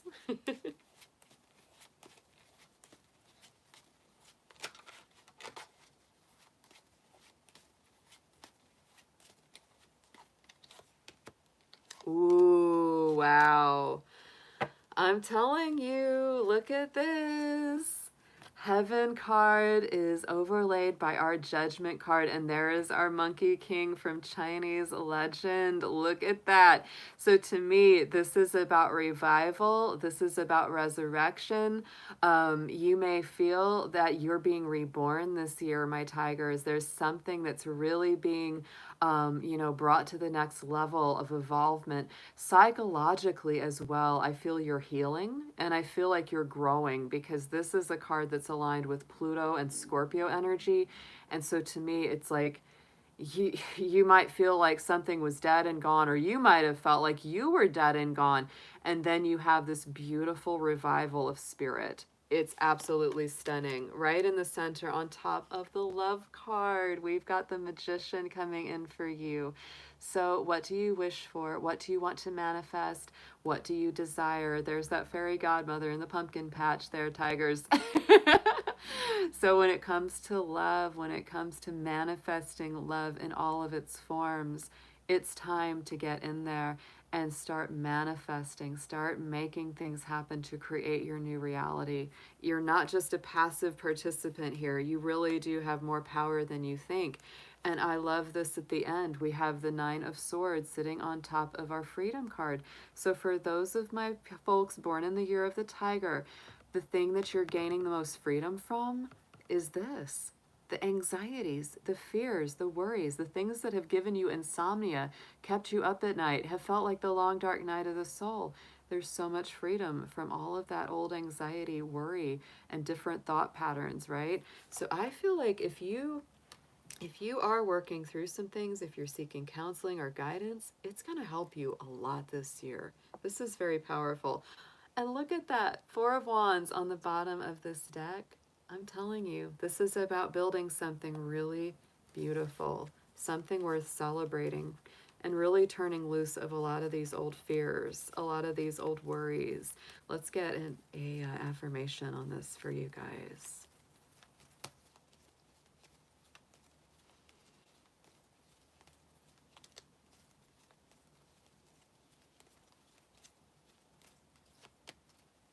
Commitment. Yeah.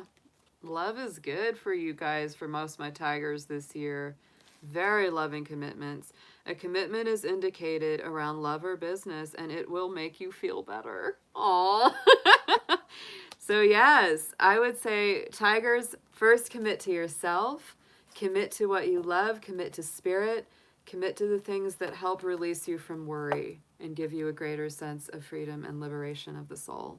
Beautiful reading, guys. Absolutely beautiful. All right. All right, our next sign up is going to be our rabbits. The rabbit is up next. I know, Krista, wasn't it cool? I love these. So our next year up that we're reading for are those people born in the year of the rabbit. The year of the rabbit is akin to the sign of Pisces in Western astrology. So it is gentle, it is soul connected, it is mystical, it is sacrificial, very, very giving energy. Absolutely love our bunnies. Yes, our bunny rabbits. I would also say that in Chinese astrology, the rabbit is considered one of the luckiest signs. This is why people will carry rabbit's feet, which, you know, is not really that lucky. My rabbits would say the year of the rabbit foot is only lucky if it's still attached to the rabbit, just saying. But there is that connection with rabbits and good fortune, rabbits and productivity, fertility for obvious reasons, and creation. Rabbit people are also way more canny and way more savvy than most people ever understand. They think rabbits are just like, oh, these pushovers, or oh, they're just, you know, easy to talk around, or they're not. They're not like that. Rabbits are very smart. They're very cunning. They're very clever. Think about how the wild. They have great survivability. If they didn't, there wouldn't be any rabbits because everything wants to eat them out there. So rabbit people born in the year of the rabbit, oh my goodness, they are the softest, smoothest operator. Boy, they will give you the good dinner. They will be the most gracious host. And then you won't even hesitate when they push that contract across the table and say, just go ahead and sign that for me. You're just like, oh, sure, yeah. Rabbits also are they love games of chance. Funny enough, a lot of rabbits really enjoy card games, gambling, online gaming. They're really into it. So let's get into our rabbit invocation that I will read for you. I am in tune with the pulse of the universe. In my quiet and solitude, I hear the melodies of the soul. I float above commonplace descent and decay. I subdue by my ability to conform. I color my world in delicate pastel hues. I epitomize harmony and inner peace. I am the rabbit. Ooh, bunny, bunny. I think that this is going to be a good year for rabbit people because the year of the ox is similar to Capricorn energy, and Capricorn energy is very stabilizing. It's very grounding and affirmative for the rabbit's energy. You know, Capricorn and Pisces, which are the Western equivalents of those signs, create a very nice sextile aspect, and so they're very supportive of each other. I think that, you know, the year of the rat was pretty rough and a lot of chaos for the bunny because the Sagittarius energy of the rat is really in a lot of you know, challenge to the rabbit's energy. So I feel that the year of the ox will feel a whole lot better. It will allow them to recover. It will allow them to, you know, get a little more stabilized and grounded and make those plans for greater fortune, greater, you know, success and prosperity. So let's see what we've got in our cards for our adorable buns out there. We're going to be using the Chinese reading cards for you first. We're going to get 3 on this to give you some guidelines and themes for this year of the ox ahead. Please, dear ancestors, angels, and divine spirits of light, show us how the year of the rabbit folks fare in this year of the ox ahead.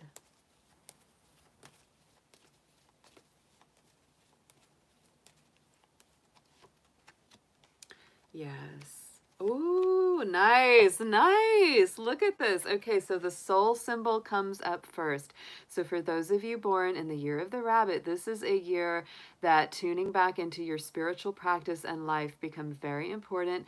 There may be, you know, some specific, you know, spirit animal, crystal, image and artwork or nature that really become important to you. But that is very, very strong to start with. And you are a very spiritual animal spirit. You are. The year of the rabbit folks are very spiritual. And this does lead to better health, better healing. If you've been dealing with any kind of health issues, this is something that I think will be worked on and resolved very successfully. This can also say healing your financial situation, right? So that's very important too. And look at this last card that we've got, the Year of Destiny for my bunny rabbits out there. So destiny is very much part of your cycle this year. I feel that your soul is leading you to a healthier cycle, to a healthier lifestyle and a healthier you. And it really helps get you back on your road to destiny. For a lot of my rabbit folks, I think that things have been feeling pretty rough the last couple of years, honestly. And I know that they feel like, I just want to get back on track. I just want to get back to where I feel like I'm meant to be. And that's why it's so beautiful to me that that destiny card is coming out here, because it feels like, yes, you're going to get realigned. The rabbit is the 4th sign. It's the 4th cycle in the wheel. And I love that we had the number 4 card coming out here in the middle for you. So let's get some tarot on this for my beautiful rabbits. Let's see what energies are going to deepen these messages.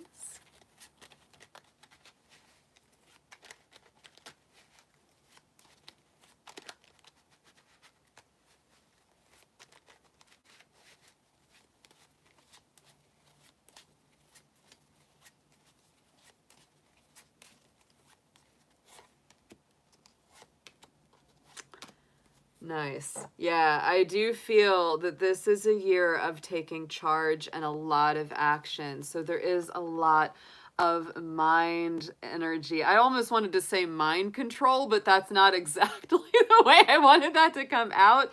Because with the Knight of Swords, the reason I say mind control, it's more like directing your thoughts, directing where your mind goes. And what I really feel for a lot of my rabbits is that if you have something to meditate on, to reflect and focus upon, it's going to help you control where your thoughts go, where your mind goes. You know, meditative practice is very obvious for this one. And so to me, it's, you know, because the Knight of Swords, it can really be that kind of nervousness, anxiety, having a lot that you know you need to say, communicate, and get out there, but also having that nervousness around it. So to me, this is about finding things that help you to focus, help you to simplify, and help you to communicate in very positive ways that allow you to release a lot of those mental fears and anxieties. This is powerful. Right in the center, I do feel that there's some new fresh energy coming in with this Page of Wands. To me, the Page of Wands is all about new joy, new life, new starts. It's Aries energy. And so when that's sitting on top of this health card, to me, this is like revitalization of your physical well-being. That's very strong. It's also revitalization of your mental health, your emotional health and stability for my bunnies out there. Very nice. Very nice. To me, I feel with that, again, like I said, if you've been really struggling for some time with a health issue, this could be a year where it finally, there's the breakthrough, you start to feel better, you find the thing that works, that makes you get back in a better place of health. And destiny, look at this with our Seven of Wands here. Oh my goodness, with John Henry. Yeah, this is standing your ground. This is standing up for yourself. This is really saying, look, I know what's true for me. I know what's right for me, and I'm not going to give in. I'm going to persevere towards the path of my destiny. So for all of my folks, all of my rabbit ear people, this year of the ox ahead, I believe that you will be standing very, very strong. Yes. You be very, very strong about your destiny and where you're heading, where you're going. That's very beautiful. So let's get an affirmation on this for my rabbit ears. Oh my goodness, and this one just popped right out. I'm going to take it. It just came right out. Love life. Affairs of the heart could cause problems, but take heart, as any difficult situation will be resolved by good decisions and communication. So rabbits, again, use your words wisely. Use your mind wisely. Look at that, bunnies. Yes. It's a great reading. Good stuff. I feel this is going to be a good year for the rabbit because that ox energy is so nice and supportive for you. Yeah. All right. So guess what we're on to next, y'all? The dragon. Yes. The dragon is the 5th sign of the lunar cycle. So that is aligned with Aries energy in the Western astrology. Yeah. So the dragon is similar to Aries. Oh yeah. Very fiery, very dynamic. So let me read the invocation about the dragon because it's a doozy. I am an unquenchable fire, the center of all energy, the stout heroic heart. I am truth and light. I hold power and glory in my sway. My presence disperses dark clouds. I have been chosen to tame the fates. I am the dragon. I am the dragon. Oh yes. Dragon folks, you know I am a dragon and I'm born in the hour of the dragon. The dragon energy is the visionary. Its motto is I see. The fixed element is wood. It is a yang masculine sign. Fixed location is east. Fixed color is green. Rules the liver in the body, and the hours of the dragon are between 7 and 9 a.m. So if you were born between the hours of 7 and 9 a.m., that means you're born in the hour of the dragon, regardless of the year that you were born. Conflicts, let's see, with the dog. Yeah, because that's our opposition. Our best matches are generally the rat and the monkey, and I would say also the horse. The horse is good for dragons, and also the tiger. Yeah. So I've also had really great relationships with rabbits too. you know, it's interesting how that works out. So let's see what we have. I'm going to tell you straight up, and you know that I don't like saying this because I am a dragon, but I do think that there's going to be more, it's more of a challenging year for the dragon. I'm just going to put that right out there because the ox energy is Capricorn energy. Dragon energy is Aries energy, and we know that Aries and Capricorn in Western astrology create a square. So there is more conflict, there is more friction, there is more pressure. So I would say for my dragon folks, myself included, this is a year where you're going to need to take it easy. Because dragons in general tend to really want to push things fast. It's Aries, like, let's go, let's go, let's go, let's get this party started. And the Capricorn ox energy is like, no, we're going to take it nice and easy this year, Mr. Dragon. And we're going to get there in one piece, and it's going to be fine.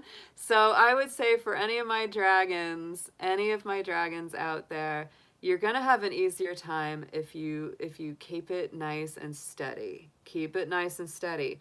I feel encouraged because I am a Capricorn. I have a lot of Capricorn in my chart.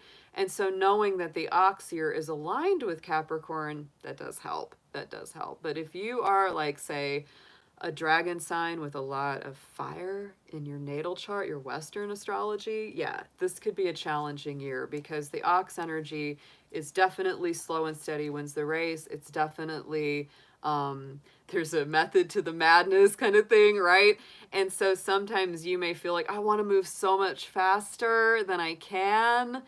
Oh my goodness. But when you get into next year, into the year of the tiger, your energy is going to ramp way up because that gets you back into a nice alignment again. Not that the ox is going to be all bad, but I will say that if you take this year slow and steady and you don't rush yourself, lots of rest, dragons, lots of naps, make sure that you're taking good care of yourself because you might push yourself a little bit too hard, a little bit too far this year, simply because you feel like, well, if it's going slow, I'll just work harder. That's not the way this works. That's not the way this works. Don't work yourself to the bone. Keep things in balance. Keep things in balance. This is a balance between your very fiery energy and this very strong metal energy. But you can make good investments this year, dragon. So don't get too down. I would say that, you know, folks that are born in a dragon year in general are lucky people indeed. They are. That's a big reason why in, you know, Asian cultures, people always try to have kids born in the year of the dragon. They're just considered to be a naturally lucky sign, if not the most. I would say the dragon and the rabbit are the luckiest two. And the pig. The pig has a lot of luck naturally attached to it as well, of the Chinese cycle. So, you know, even when you're having a challenging year, just remember, you're still a dragon. You're still dragon. It's going to be okay. Let's get into it, dragons. Let's see what we've got for us fine, fiery folks. The funny thing is that the fixed, you know, element for the dragon is actually wood. Yeah, it's actually the wood element is the fixed energy. And green is a very lucky color. Red as well. But, you know, I do have a green ceramic dragon in my eastern part of my house. Yeah, because green dragons are lucky for us too. So let's get into it. Dear angels, guides, ancestors, divine beings of light, please show us what the dragon year natives have to look forward to or will be working with in this coming year of the ox. Thank you so much as always.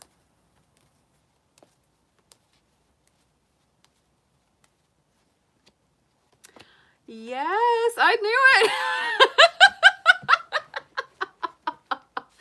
It's not all bad though. It's not. So dragons, what do you wish for? What do you desire? There's a lot of natural good luck with this wish card. This is a lot like the star card in the tarot. What do you wish? What do you desire? Make your wishes, dragons.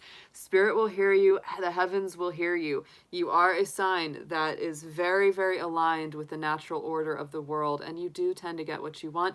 So wish for it carefully. Make those wishes carefully because you just might bring them through. There are challenges this year. Like I said, the ox year is a little more challenged. It's not the hardest, but it is a little more challenged. You may have some mountains to climb. You may have some things to surmount. You may have some things to overcome, no doubt. And a lot of the time, and I'm pointing the finger at myself with this. A lot of the time, our dragon energy, some of our biggest challenges, to be honest, it's our freaking ego. It's our ego, it's our pride, you know, it's our feelings, because dragons have very big hearts. We get our feelings hurt real easy. So those are some of the things that I think dragons get challenged on quite a bit, because when it comes to actually getting the things that we want, getting things done, we're really good at that.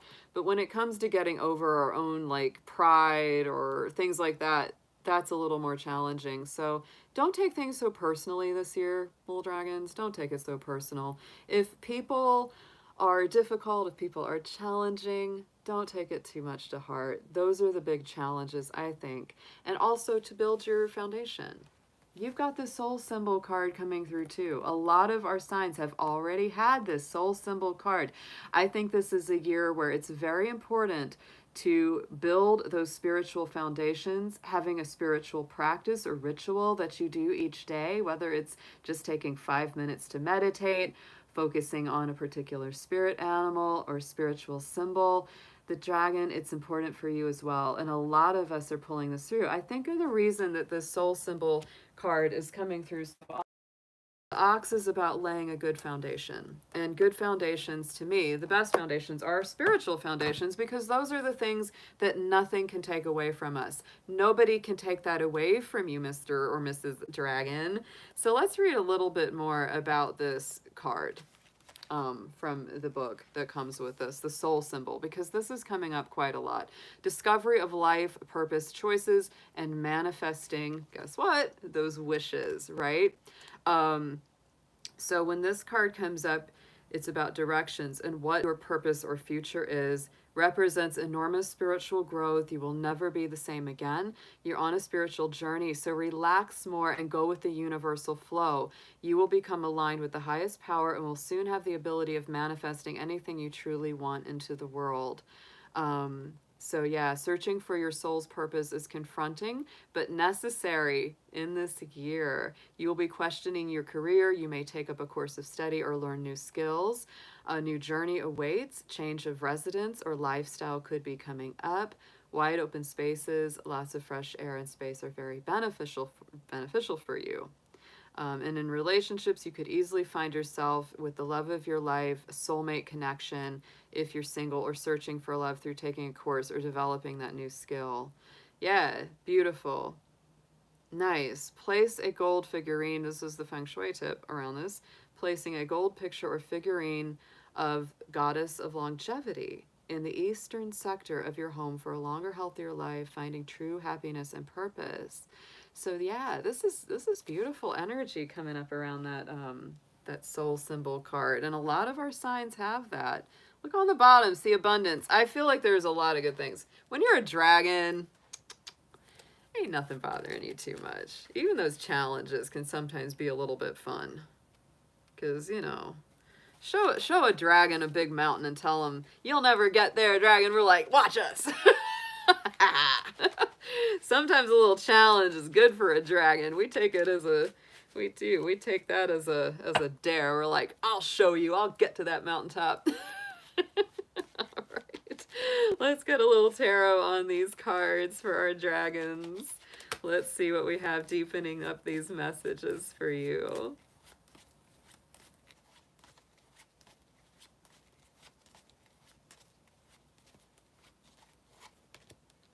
Wow. Oh my goodness, y'all. Whew. Lots of abundance coming through. Look at this Empress sitting on top of that wish card. So for all my dragon folks out there, the year of the ox is definitely a year of, you know, really working towards those wishes and fulfilling those wishes. They talked about the goddess energy, the goddess of longevity. The Empress definitely has that energy, and she's also very associated with love. So to me, this is both earthy and it's romantic. This is about work and relationship. What do you wish for this year, dragon? You're gonna get it. You're gonna get it. And it does have to do with your own personal creativity and wish fulfillment. And talk about wish fulfillment. Look at this 9 of Cups. on top of the challenge card. And you may feel that it's a bit of a challenge getting to those wishes. It may feel a little bit challenging. It may feel like, oh my goodness, I've got so many things to do, so many mountains and rivers to cross to get to this super, super happy, loving outcome. But it's worth getting there, right? And you might have a great adventure on the way. Soul symbol, like I said, dragons, this is the biggest energy. 5 of Swords. Like I said, for us dragon folks, some of the biggest stuff, it's about not taking shortcuts. It's about not cutting corners. It's about having integrity. And most dragons do have pretty good integrity, I will say. We're not generally the kind of people that'll step on others to get what we want. But I would say definitely avoid that kind of behavior if you feel it coming up in yourself, and definitely avoid people that are like that. 5 of Swords is all about those win at all cost kind of people, and they don't care who they step on the way to get it. So definitely don't cut corners. Act with integrity towards getting, you know, getting ahead, getting those wishes. We had the Page of Wands. So to me, this is great energy for you. Renewal, more joy, more happiness, that childlike energy coming back. So let's get an affirmation on this reading. I think you're going to get there, dragons. It might be challenging. There might be some things. I have no doubt of that. I can even see it in my own year ahead. I'm like, yeah, I got some hurdles to get over, but it's going to happen. It's just going to happen. And the more that you align with spirit and you align with going with the flow of life, don't fight. Don't fight it. If there's hurdles and there's things, just methodically work on them, one piece at a time. Don't just get mad at it and like try to burn it down with dragon fire. That's not going to work. You can try to fly over it, but I think it's better to work through it. I think it's better to just work through it. Take it apart piece by piece this year. It'll be a much more rewarding, you know, outcome if you do. And you've got the intuition card too. The rat had this and the ox had this. So using that intuition, tapping into that soul symbol, that spiritual center is so important this year. Trust your intuition. It's a great time to learn a new skill, change careers, or invest money. And you know what's come up when I read about this? For all the signs that had the soul symbol card, there is that thing about learning new skills. It's really about keeping the mind open. Interesting. Yeah. And we're in a metal year again. So metal is all about using the mind to its good advantage. Not in giving in to over worry, overthinking, or anxiety, but using the mind to come up with good plans, to learn new skills, to learn new information. That's what it's all about, y'all. All right. Let's get into the year of the snake. I love my snakes. I thought I was a snake for a long time. As a kid, I thought I was a snake year. So I was still in the dragon year because I was born in January. So I hope my snakes are great. I love the snake. Here's our year of the snake. Year of the snake folks are aligned with Taurus energy. So, you know, that's the Western sign equivalent to the snake. Not surprising. Very earthy. The snake is super, super close to the ground. I honestly think that snakes and rabbits get along really well. They're both very close to the earth. They feel the vibrational changes of the earth. So it's a very grounded, beautiful, centered. They are the 6th branch, the 6th sign of the lunar cycle in Chinese astrology. My dad was an Aquarius snake, and I used to joke with him. I would buy him plush snake toys, and oh my god, it was so funny. I always had a good time messing with him, calling him the snake, and and so I remember once an article or something I read about the year of the snake, or people born in that year. They said if you have a snake personality in your house, then you will never starve. You will never go hungry, because they are great providers.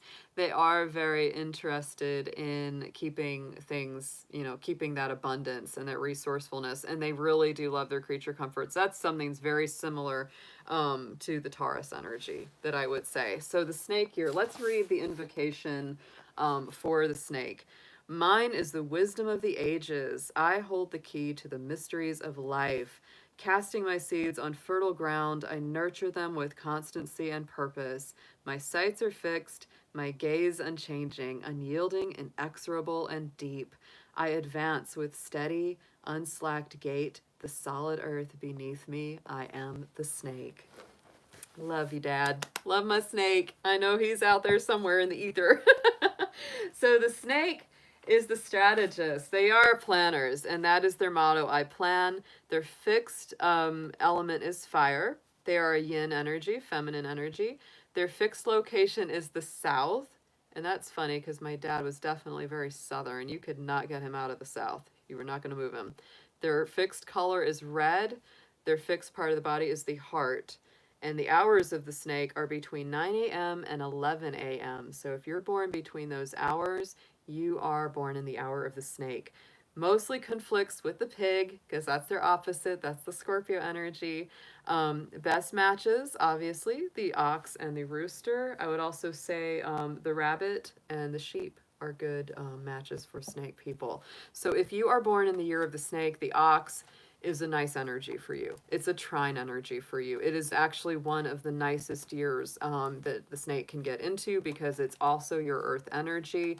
It is in your triangle of affinity. I should have brought this out for more of these as I've been doing them. So you see, here we go. Here's the ox. This is our leaders. This is our leadership energy, our earth energy. So the year of the ox is very positive for the snake and the rooster folks. Yes. So I would say that this is a great year of alignment. Especially if last year was very difficult or felt really challenged. I wouldn't say it was particularly challenging for the snake last year. You know, that wouldn't have been quite as hard of an energy. The pig year would have been much more difficult, which would have been 2019 for the snake. But this is great for the snake. The ox year is like smooth sailing. It's just the way they like it. They like it, you know, easy. They like to not be rushed.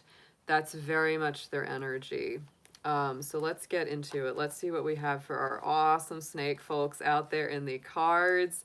I just feel this is a positive year ahead. Great year of foundation laying, planning, investment, all the things that snakes like. They love their creature comforts. I will tell you that. When a snake finds something they like, they don't want no end of it. That was my dad, through and through. All right, let's see what we have. Dear angels, ancestors, guardians, and guides, let's see what we have for those of our people born in the year of the snake as the year of the ox unfolds. What will they be working through or with this year? Let's get 3 theme cards on this first, please.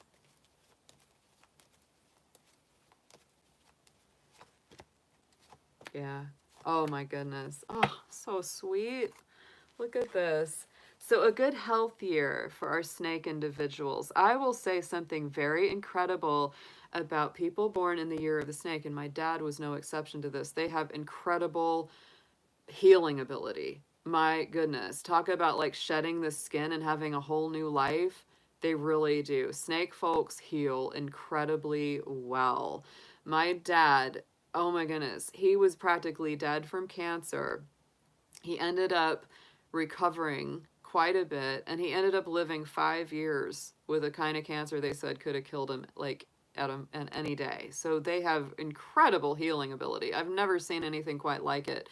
So for all my snake folks, if you have been unwell, if you've been dealing with a health issue, this could be a really great year where you make some breakthroughs and recoveries in that. Or it's a good year to start some really good health routines and lay some foundations, because the snake and the ox energy, oh my goodness, this is about your routines, your foundations, and I would say this is a great year to implement any positive new routines, anything that you do for your health or your well-being. The sun card is coming through here in the center. What did I say about this being a powerhouse year? This is really restoring your vitality, your energy, your optimism. It's very, very upbeat. I love this for you guys. And we have the card of reunions coming out here. So this could be as well a year of not only healing your health and yourself from the inside out, but also healing those relationships, reconciliations, you know, getting back together with family or friends you haven't reconnected with in a very long time. It's a very nice year. This is going to be a good year for the snake. I just know it. I just know it. So let's get into the tarot next. Let's lay some cards down over these to get a little more message around them.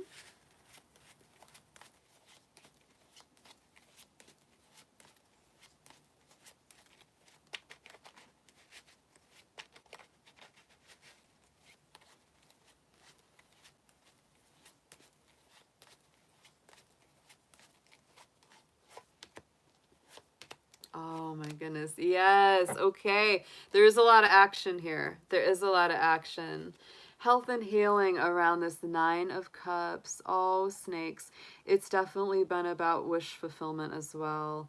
And you may feel that, you know, some of your hopes and dreams this last cycle or two might have been put on hold for a while. So to me, this is about restoring those back to their fullness, back to their wellness. Maybe getting back on track. You might have said, you know, this last 2 years, it really kind of knocked me off my stride. I wasn't, you know, following my mission, following my purpose, manifesting my dreams and goals and desires. But now you're feeling better, and it's like, let's get it going. Let's get it going. The sun energy is surrounding this Five of Wands. Look at that. Life is a contact sport with the Five of Wands. Absolutely. This can be that conflict, can be friction, a little bit of tussle. To me, it's shining a light on any areas that need to be healed. Absolutely. I also got to say that I really do like the Five of Wands in a lot of ways because it's necessary conflict, right? Because sometimes conflict is a necessary thing. It creates a lot of sparks, a lot of fire, a lot of energy, a lot of dynamic energy. And so to me, this is about, you know, removing any of the perceived negatives about being very open about your feelings and thoughts and desires and letting the positivity come into that and really transform it into creative sparks instead of like negative fire. So on top, interestingly enough, same card was in the same position for the dragon, that Five of Swords. Really only reconnect with positive people. Don't get into that whole thing where, oh, I wonder how such and such that treated me like crap is doing. No. Snake, slither on past those folks. Do not bring them back into your life. We're talking about reconnecting with people that have integrity, positivity, and make good choices. And you should make good choices around that as well. Do not get back in touch with the crappy people. That's not it.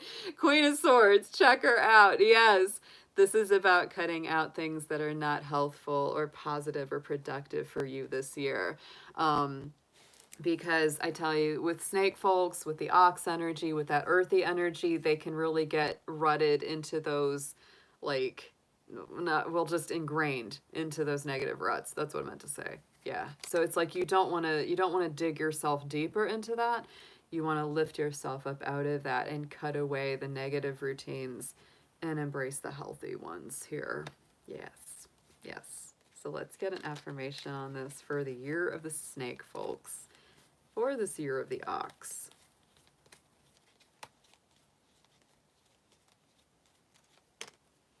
And we have love. And to me, love is an overarching, overreaching energy that really heals so much. Love is in the air, a great time for commitment or taking relationships to the next level.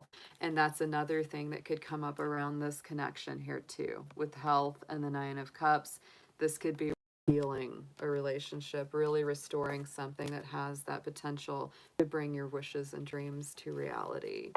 It's a nice read for my snakes. This is going to be a good year for y'all. It's going to be a very nice year, I think. So let's get into our next one.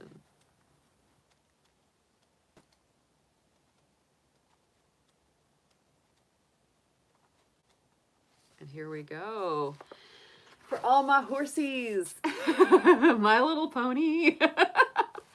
We are waiting for the year of the horse next. Now, our horse energy, folks, the Western equivalent for those born in the year of the horse is Gemini. So the horses are definitely thinkers, movers, communicators. There is that restlessness naturally that comes with the horse energy. So those born in the year of the horse are the adventurer of the zodiac and the Chinese zodiac. Their motto is I act. Their fixed element is fire. They are yang energy. They're masculine. Their direction is south. Color is red. Part of the body is the heart. And the hours of the horse are between 11 a.m. and 1 p.m. So if you are born in the horse hours, that means that is your rising. That's your ascendant, regardless of what your Chinese year is. So let's go ahead. I'm going to read the invocation for the horse. I am the kaleidoscope of the mind. I impart light, color, and perpetual motion. I think, I see. I am moved by electric fluidity. Constant only in my inconstancy, I am unshackled by mundane holds, unchecked by sturdy binding goals. I run unimpeded through virgin paths, my spirit unconquered, my soul forever free. I am the horse. I got chills reading these. Oh my God, I have just got like goosebumps from these. Powerful. So let's get it. Let's get horsepower. We still measure things in horsepower. Isn't that interesting? Yes. So the horse in the year of the ox, you're gonna experience a little bit of the same thing as the dragon. Hate to tell you. Next year is going to be so much more easy for both the dragon and the horse, I will say. But you're going to experience a little bit of that because the horse and the ox, they both have four hooves. But oh, the horse runs a whole lot faster than the ox. The ox is just one step at a time, and the horse is like, come on, come on, come on, come on. I am so freaking bored. Could you just move? That's maybe how you feel a little bit this year. So I would say there's some similar advice for the horse that I gave to the dragon, which is to kind of take it easy, to try to take it easy. Give yourself some outlets of energy, right? I wouldn't say just totally slow it down because that will drive you crazy, but you do need to move. You do need to have, you know, some energy release. You need to find ways to give healthy release to that restless energy because it definitely will be with you as it always is. Finding new ways to communicate, finding new ways to let it out, it's very, very vital. But just keep it in mind. It is an ox year and things do move slower. They do move at a slower pace, but they do get there, right? It's about laying a foundation that lasts the test of time. So that's very much where it is. Let's see what we've got in the Chinese reading cards first for our horse folks out there. I love my horsies. Aries and Gemini energy respective to the dragon and the horse. We get along. We do get along. Let's see what we've got for you coming up. Dear angels, ancestors, guardians. Let's see what we have for our horse folks as we enter the year of the ox. What is coming through for them? What will they be working with?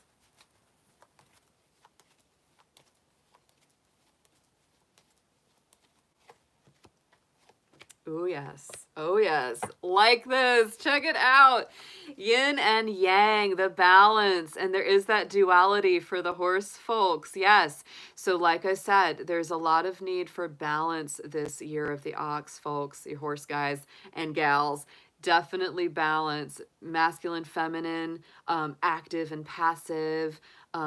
Take time to be gentle, but also take time to get that movement out because if you don't, you're just going to feel like you're burning yourself up.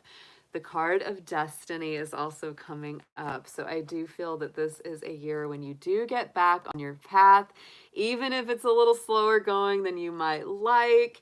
You are weaving the wheel of destiny. You are going in the direction of your fate, and you do feel like I'm getting back on track. It does feel better. I feel like things are finally kind of coming back to center. And I would say in general, no matter what your sign is, that's what the year of the ox does bring to us if we tap into it. It gets us back on track. And it gets us back to feeling like, oh yeah, now I remember where I was going. Now I remember what I was doing. And look what you have coming out. You have the dragon card. Yes. I told you there's some similar messages for the horse and the dragon. And there is the confirmation right there. But the dragon card, of course, is big luck. It's good fortune. It's prosperity. It's fiery dynamic energy. So I do feel that in spite of the slow pace that could be part of this year for the horses, I think that you're still going to have a lot of luck on your side. A lot of good fortune coming through on your side. Very positive to see that coming out. So I like these for you. Let's get into our tarot. Let's pull a few cards on top of these and deepen up these messages.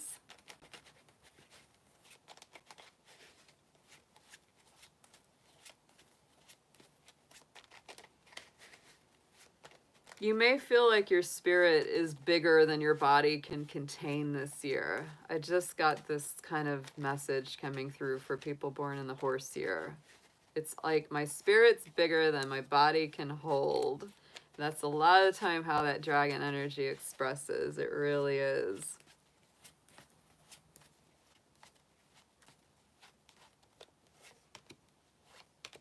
Wow. This is nice, guys. No doubt. This is so nice. All right. So for Year of the Horse, folks, yin and yang, King of Wands. So to me, there's that very masculine energy coming out here. You know, you may feel a little more pulled to the masculine side, which, you know, the horse energy is masculine and it is a fire fixed energy. So it doesn't really surprise me that you may feel that very strong pull towards wanting to, you know, take the reins, to be in a position of leadership, to go after what you want very quickly, very fiery, very dynamic. Definitely check in with your balance, your masculine feminine balance this year. Do that, you know, frequently. It'll be very helpful for you because it'll give you a good idea of when to push ahead, when to forge ahead, and when to hold back, right? Yeah. If it's well planned out, I feel like moving ahead is very favored in the ox year. If it hasn't been well planned out, you should wait because it really is about planning things out, right? Fortune favors the prepared mind. That's very much the energy of this year. So on top of destiny, look at how beautiful this is. We have the star card. I really do feel that for the Year of the Horse, folks, this is a great year ahead. You're going to feel like you're coming back in touch with who you're truly meant to be, your destiny, your dreams, your wishes manifesting, kind of like that light in the dark, in spite of all odds, even if it's a challenging year for you. It's like there's sort of this light of hope that penetrates through the gloom and through the darkness for you. It's beautiful. And I love to see this on top of the dragon card. Yes, we have the Knight of Coins. So talk about an ox energy. Look at this guy, okay? There we go. That slow and steady wins the race right there. So I do feel that this, you know, energy of fortune, prosperity, abundance, fate turning in your favor. This could take a little bit to unfold. Sure, it's a process, but it's going to get there because the Knight of Coins is our most successful knight. He makes it to where he wants to go. Yes. And underneath, we have our Nine of Swords. That Nine of Swords has been coming a lot in our readings for this year ahead. And I think that that deals with a lot of the worry, the anxieties, all that kind of stuff that comes up in our minds. It's very important to start clearing that energy out. So let's get an affirmation for our horse folks out there.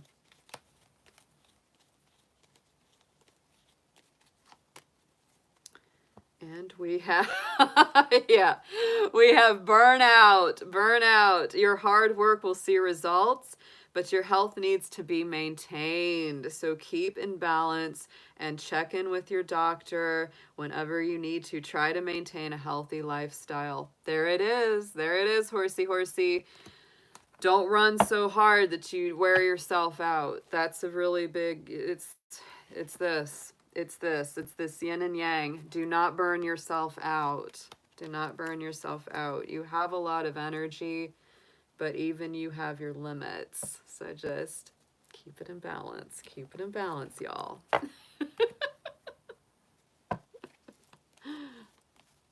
Nice. Very nice reads. I love it.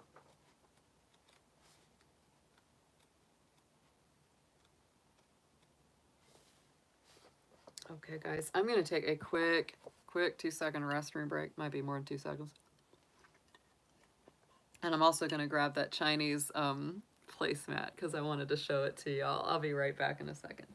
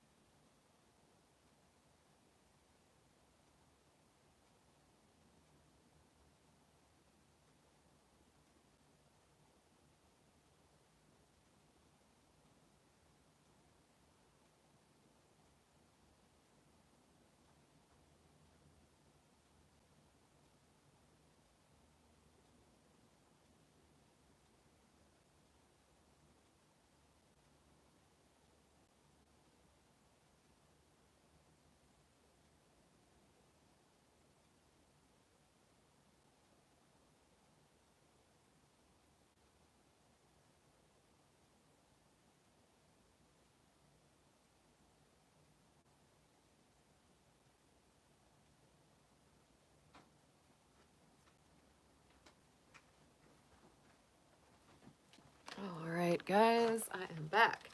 So I have brought, I got this out. Here it is, the one of many. There's quite a few different designs, but this is what I would say is the usual way that most folks get introduced to the Chinese zodiac. Sitting there when you're having your egg roll or your egg drop soup or your mugu gai pan, you know, you're sitting there looking at this. That's how most of us get introduced to Chinese astrology in the States. Yeah, and so the dragon, it gives you the 1976. No wonder I was always wrong. I was always wrong because it's the December-January birthday thing. They don't tell you this. They don't tell you this. They need to tell you this. They do. All right, guys. Ah, sorry I did that, Gwen. I can be a surprising dragon. It was a dragon surprise.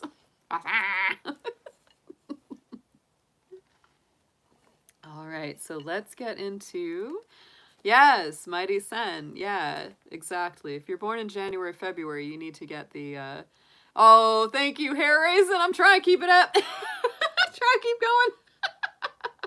We got a little ways to go. We got a few more to go. We got a few more to go for sure. So we're going to get into our year of the sheep. This is the 8th branch of the Chinese lunar cycle. The sheep is associated with the sign of Cancer in the Western astrology. So it has that definite home, family energy about it. So the sheep is very, very associated with those elements. Very nurturing, very caring. The interesting thing about the year of the sheep is that some people will call it the year of the goat. Some people will call it the year of the sheep.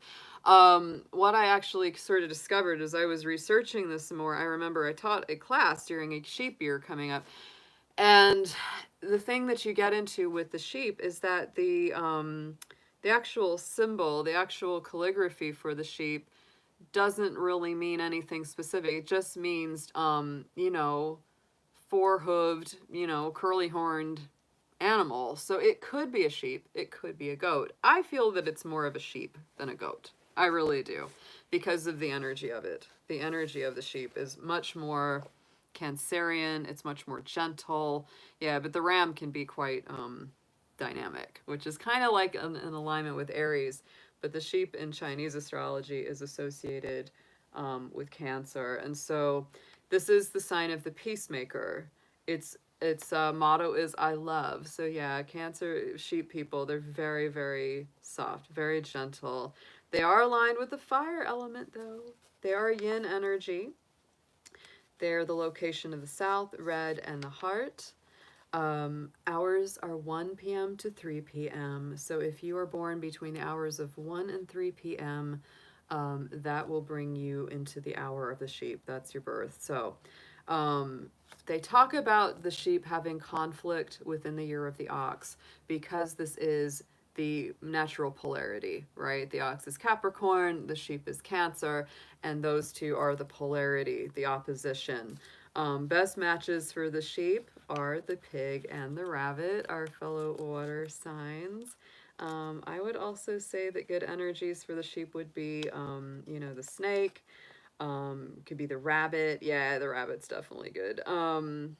Let me think what else would be. Oh, and the rooster. The rooster can be good for the sheep as well. So let's go ahead and we're going to get into their invocation. I'm going to read that right there. I am nature's special child. I trust and am rewarded by trust. Fortune smiles upon my countenance. All things blossom in the gentleness of my love. I strive to find beauty in all I behold. I am fair of face and full of grace. I am the sheep. Oh, that's like the most heartwarming one of all of them, I swear. So for my little sheep folks, I would say that it could be a challenging year ahead. It could be. But I would also say that many times these polarity years are very important for seeing to the different sides of yourself and really getting into balancing those two sides of yourself. There's a lot of yin and yang energy around that. So let's see what we have for our year of the sheep and how they fare in the year of the ox. To me, this is it can be interesting. Sometimes those opposition years are very, very awesome, and sometimes they are very challenging. And usually it's a little mixture of both. So let's see what comes up for you in the cards for all of my year of the sheep, folks. Dear angels, guardians, ancestors, show us the year of the sheep and how they fare in this ox year.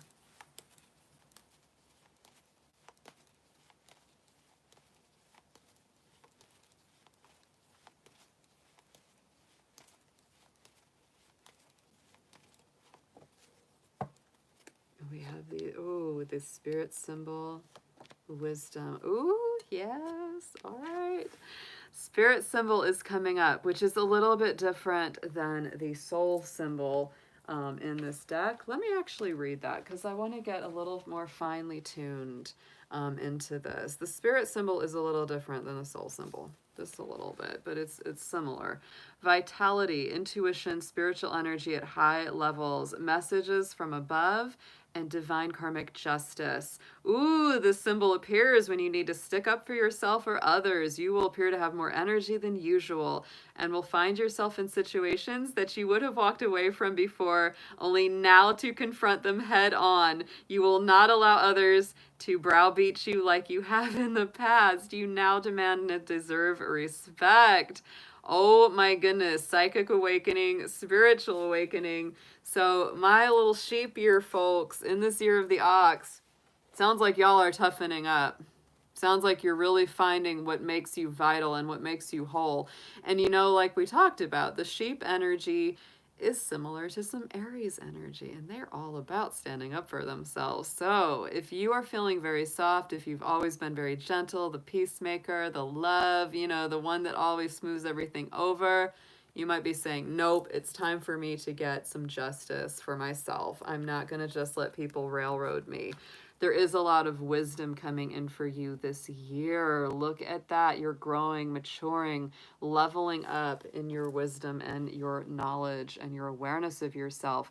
And look at that. When you do this, you become very sexy indeed, my year of the sheep folks. You become very attractive when you become a little more feisty, a little more fiery, a little more self-aware. Check that out with that proposal card. Might be a lot of people knocking on your door. They're like, darn, I didn't know you had all that in you.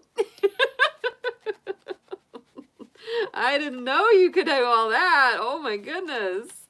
Because when they start seeing that other side of you, this is the balance, right? This is the balance. This is the polarity that's coming through in this year of the ox for you. My goodness. Let's see what we've got in the tarot for you, my year of the sheep people out there.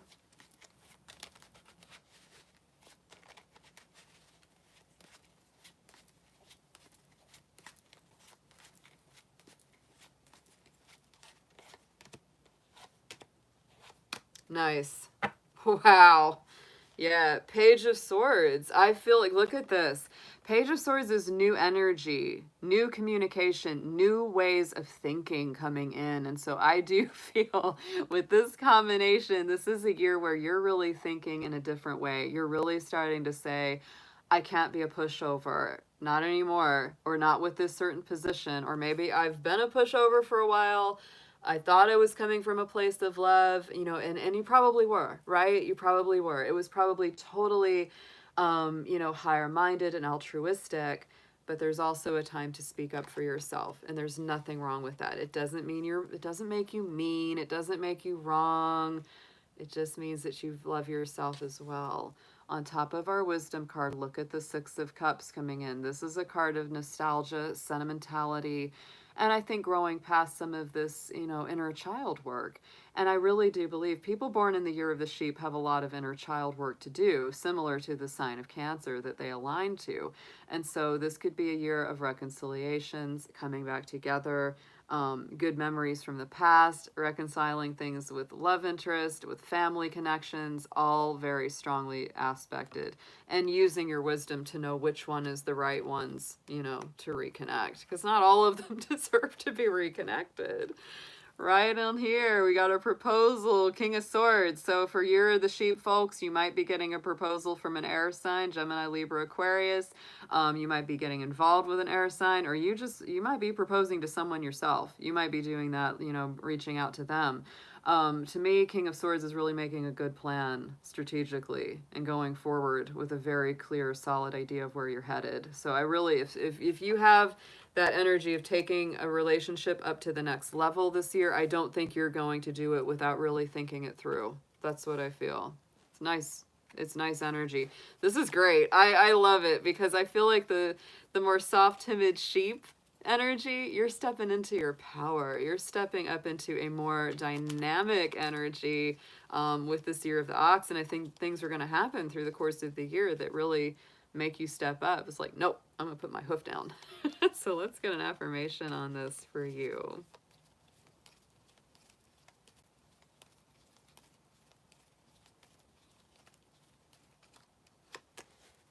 Achievement. Yeah, this is a year of achievement. I think very much of personal achievement as well. Enjoy the limelight. You've earned it. On the family front, someone's health or emotional issues could cause some secret worries and sleepless nights. So I do, like, to me, there it is.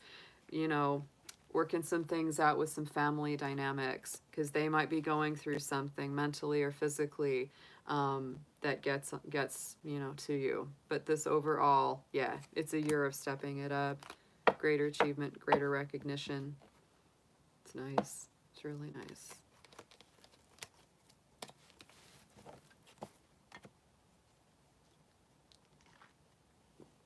All right, guys. We're getting into some monkey business now. I'm ready for it. I'm ready for some monkey business, y'all. All right, our year of the monkey, folks. Oh my goodness. The Monkey King is a very, very strong archetype. Hanuman, the monkey god in you know, Hinduism, is very strong as well. There's a lot of power around the sign of the monkey. The monkey is associated with the sign of Leo in Western astrology, so they do have a very strong heart. They're very creative. They do have a lot of ego and pride. They absolutely do.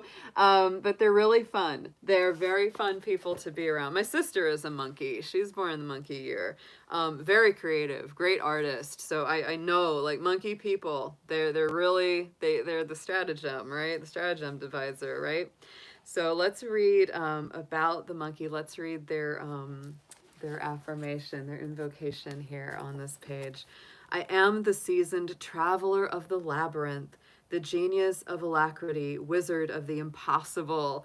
My brilliance is yet unmatched in its originality. My heart is filled with potent magic that could cast 100 spells.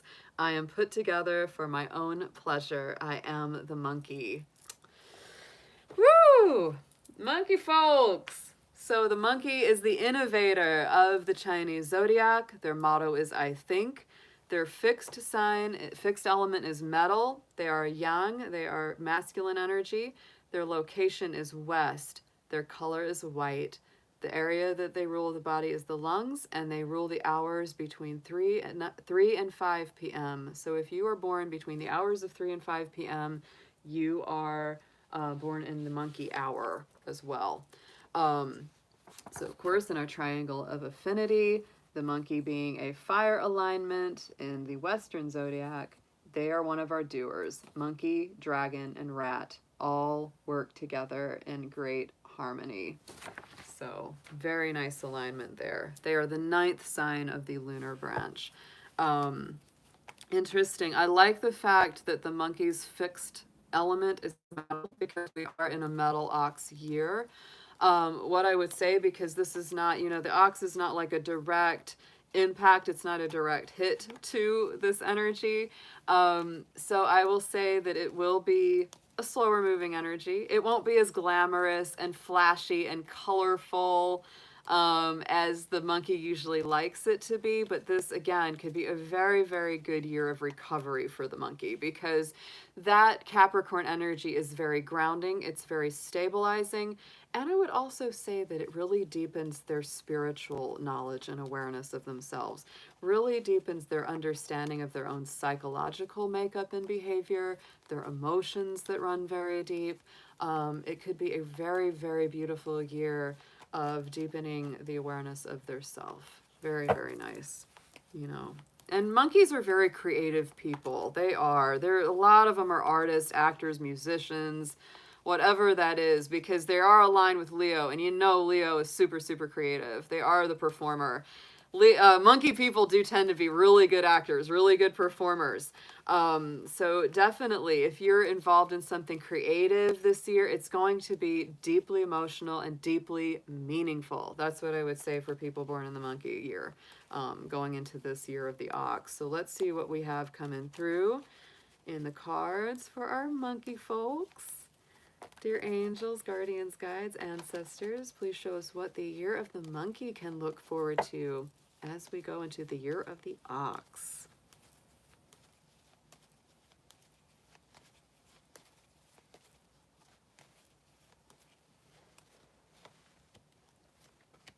Nice. Very nice. Ah. And I would say, next year might be a little more challenging because it will be the year of the tiger, which is the polarity for the monkey. Abundance is the first card to come up. So look at that. I think, overall, this is a positive feeling year to me. It's a little deep. It's a little intense. It's a little emotionally heavy for the monkey, but it is abundant. It is rich. And I think that learning, about the deeper parts of your soul and yourself are going to make it very rich. In the center, look at this, we have our friendship card. So this is a year of friendships, making new associations, making new alignments, those that really resonate with the deep parts of your soul and your heart. And I would say that your existing friendships may get even stronger, may become very, very important to you during the course of this year. And trust is important as well. Trust in your connections, trust in your friends. And I also feel that, on the converse side, if those friendships are challenged or somebody reveals themselves to not be as good of a friend as you thought, it may be time for them to exit stage left, right? And it's really time to bring in people that give you a feeling of trust and solidity and stability, because that's what Ox energy is all about. So let's get into some tarot on top of this. Let's see what we have. Beautiful. It has a real nice feeling to it.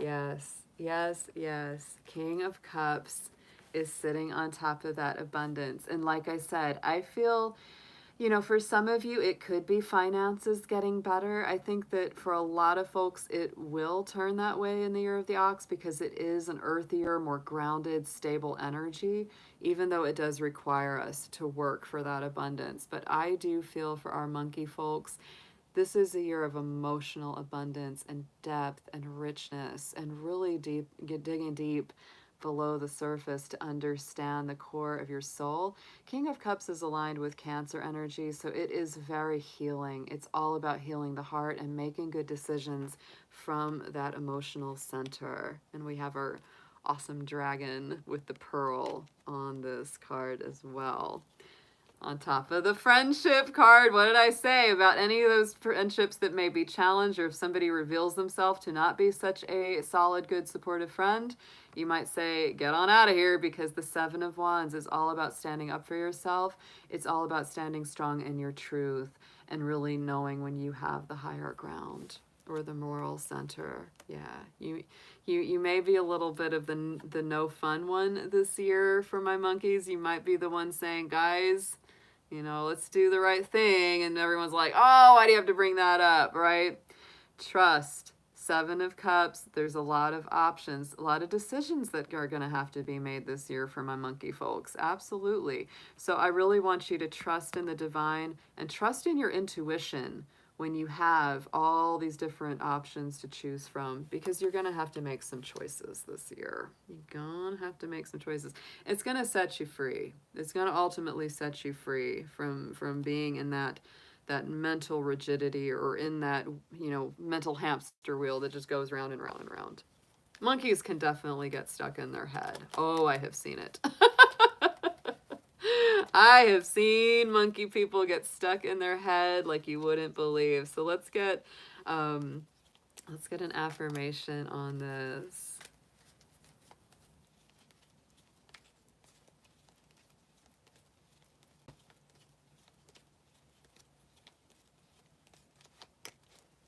Yes, a year of change. Absolutely. The affirmation is change.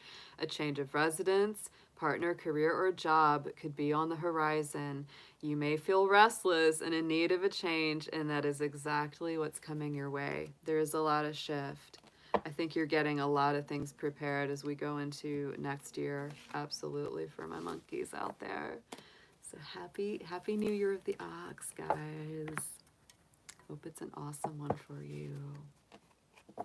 And I don't know if my chat has gone out, because I don't see anything that anyone's writing. So my chat may have popped out somehow. I'm not sure. Yeah, top chat. Oh, there you go. There you go. You're still here. Yay! Hey there, Krista. Aw, y'all are sticking with me. Yeah, it's working now. Cool. Yeah, for some reason, sometimes my chat pops out. I don't know why it does that. Yeah. It's okay, Dragon Emperor. If y'all need to sleep, y'all need to sleep. No worries. No worries. These will all be up, and they'll all be time-stamped later. If y'all need to go to bed, I will not take any offense. You've been an amazing, amazing group, as you always are. Oh my gosh. Yes, the monkey and the horse can be a good alignment. Yeah, absolutely. So let's get into our next one. We've got three more. We've got three more. Here comes our rooster. Yes! I love the rooster year. I love the chicken year. It's actually one of my favorites. Oh my gosh, I was in an Aikido class, and there was a guy who was a Capricorn rooster, and I'll never forget. I told him, I was like, rooster's like a little pocket dragon. He was like, for real, pocket dragon? He was acting all offended, but he was messing with me. It was so funny. But he is. I feel like the rooster is like a little pocket dragon because he's super colorful. He crows loud. You know, he's kind of flamboyant, but he's like travel sized, right? He's a travel sized dragon. I'm telling you. We know birds and lizards have a connection. He's a little bit pocket dragon. He's trying to breathe fire when he crows. He's like, ah!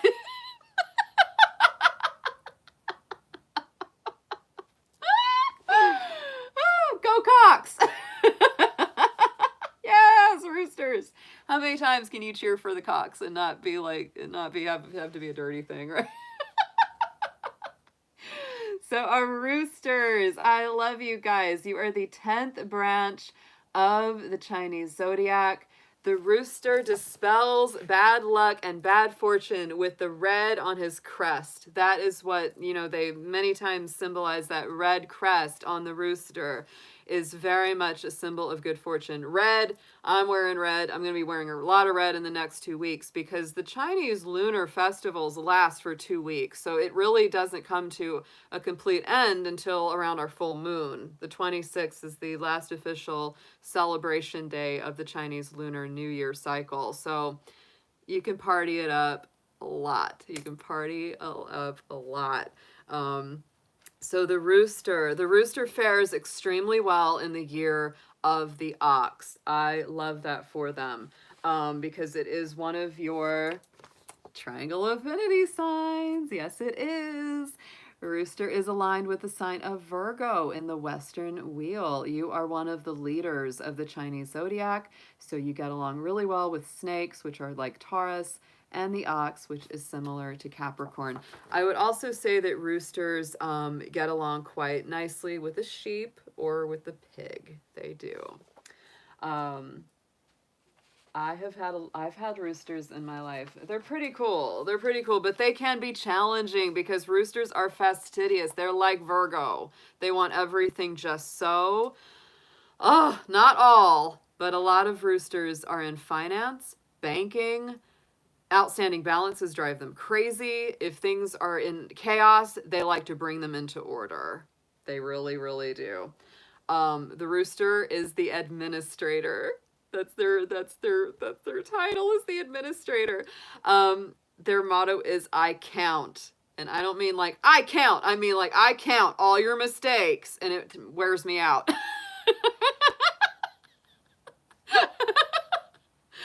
Metal is their fixed element. So this is also very positive that we're in a year of the metal ox. That's a very, very nice alignment for all my rooster folks. They are yin, they're feminine energy. Their fixed location is west. Their color is white, and the lungs is what the rooster rules. Makes a lot of sense. They need a lot of good lung power to give that powerful crow in the morning. The hours of the rooster are 5 p.m. to 7 p.m. So those are the hours. If you're born between 5 and 7 p.m., you are born in the hour of the rooster. So let's go ahead and read their invocation here. I am on hand to herald in the day and to announce its exit. I thrive by clockwork and precision in my unending quest for perfection. All things will be restored to their rightful place. I am the exacting taskmaster, the ever-watchful administrator. I seek perfect order in my world. I represent unfailing dedication. I am the rooster. You see the perfection thing. That's where I see the biggest connection to the Western sign of Virgo in the rooster personality, is they do have that very strong focus on perfection, the critical eye for detail. Oh, that made me laugh. I remember, so Beyonce is a Virgo, and she is born in a metal rooster year. I'm just saying. detail, perfection, hard work, organization, gets the team together for all those big productions. It's a thing. It is a total thing. Robot chicken. Robot chicken. Yes, Silver Star, you are born in a dragon hour. Absolutely. Yes, yes, yes. You are. All right, my roosters. This is a good year ahead for you guys. This is a very, very positive return to your energy because it's going to help stabilize. I think last year was much more challenging for you.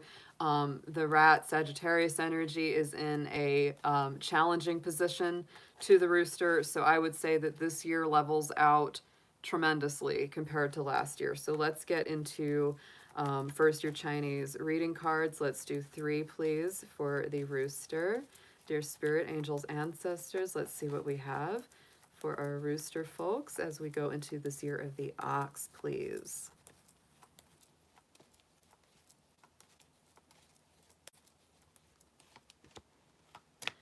Look at this. Oh my goodness. Look at this. Paradise. Was I saying this was going to be a nice year for you guys?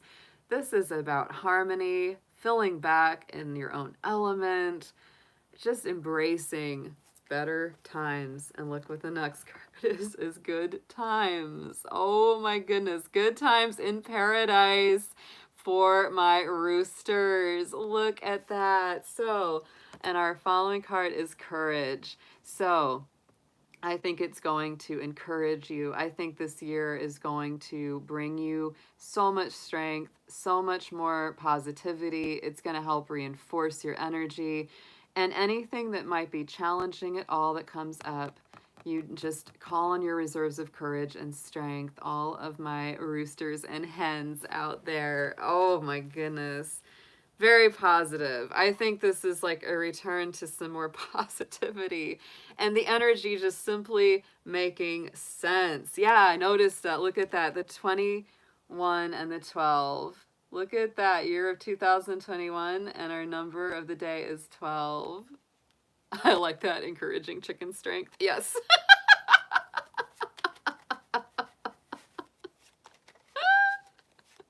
Remember in Kung Fu Panda, I think it was the 3rd one, where they have Master Chicken? He's like, he comes running, he's like, bark, bark, bark, bark. It's the best. It's the best.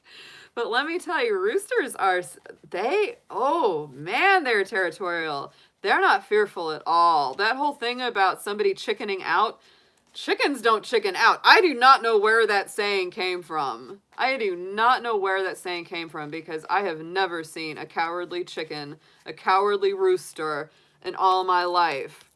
If they get challenged, they fluff those feathers up and they're like, bring it! It's like, okay, bird, that rooster will chase your ass all over the barnyard. They're not afraid of anything.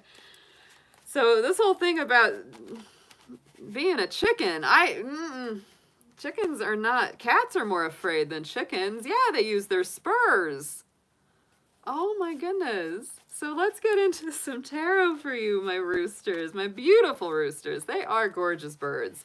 I will say that rooster people born in the year of the chicken, in the year of that rooster, they do tend to be very attractive. They're very, like, they just always look good. They present well. And they're very concerned with presenting a good image. They are. They just naturally excel at that. So let's get into the tarot. Let's lay some cards over top for our chicken folks out there.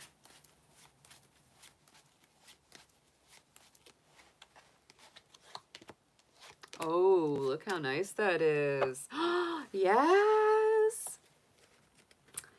King of Wands on top of that paradise. We have that very fiery phoenix in that imagery there. So to me, that's leadership, going towards what you want. This is some strong Aries energy. So I do feel like the dynamic power is coming up for you guys. It's much more about going towards what you want, taking the lead, stepping into that leadership position, which you're really truly meant to be in. Roosters are meant to be leaders. So on top of the good times card, we have the moon. So to me, this is that opposite equal side of yourself. It's Pisces energy in the moon, and that's that opposite energy to the rooster. So to me, this is reminding you as well, not to get too stuck in your head. Because yes, rooster folks do tend to overthink. They can overanalyze, over-strategize, over-worry. So this to me is reminding you, don't be afraid to get into that reflective pool sometimes. Don't be afraid to tune into your inner emotions and feelings this year, because that will deepen those good times and those positive moments that are coming up. I love this on top of the courage is the Eight of Swords, because that is probably the most challenging thing that the rooster year people go through is overthinking, because they are similar to Virgo. They overthink, they overworry, overanalyze, they can get unnecessarily hard on themselves. So have courage this year when it comes to dealing with those hopes, those fears, the anxieties and worries around them, okay? That's very important. Talk it out, work it out, but don't beat up on yourself. Be gentle with yourself. Free yourself from these thoughts that are trapping and entangling you. That's what the Eight of Swords is about. It's freeing yourself from those things. And look on the bottom, we had the Fool card. So yes, trust in spirit, trust in the divine, my roosters. Go with the flow. Go with the flow. Remember to have balance, because this year is going to balance you. It's very strong. It's very earthy. It's going to bring you back to a better place. Absolutely. But I would also say, you know, that this is a time to not overthink, not to be overcritical.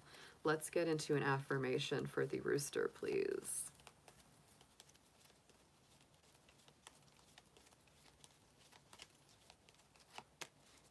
Twist and turns, yes. Or maybe it should be twist and shout. Carefully made plans could be thrown out the window to make way for changes and interruptions around you. Make sure you get lots of rest to deal with the changes. Yes. So that's what I mean. It's like rooster people really thrive on plans and things going according to their plan, but this could say that there could be some twists and turns in the plans, and you have to stay a little bit flexible with this. It's not a problem as long as you do that. And if something changes, don't over worry it, don't think it.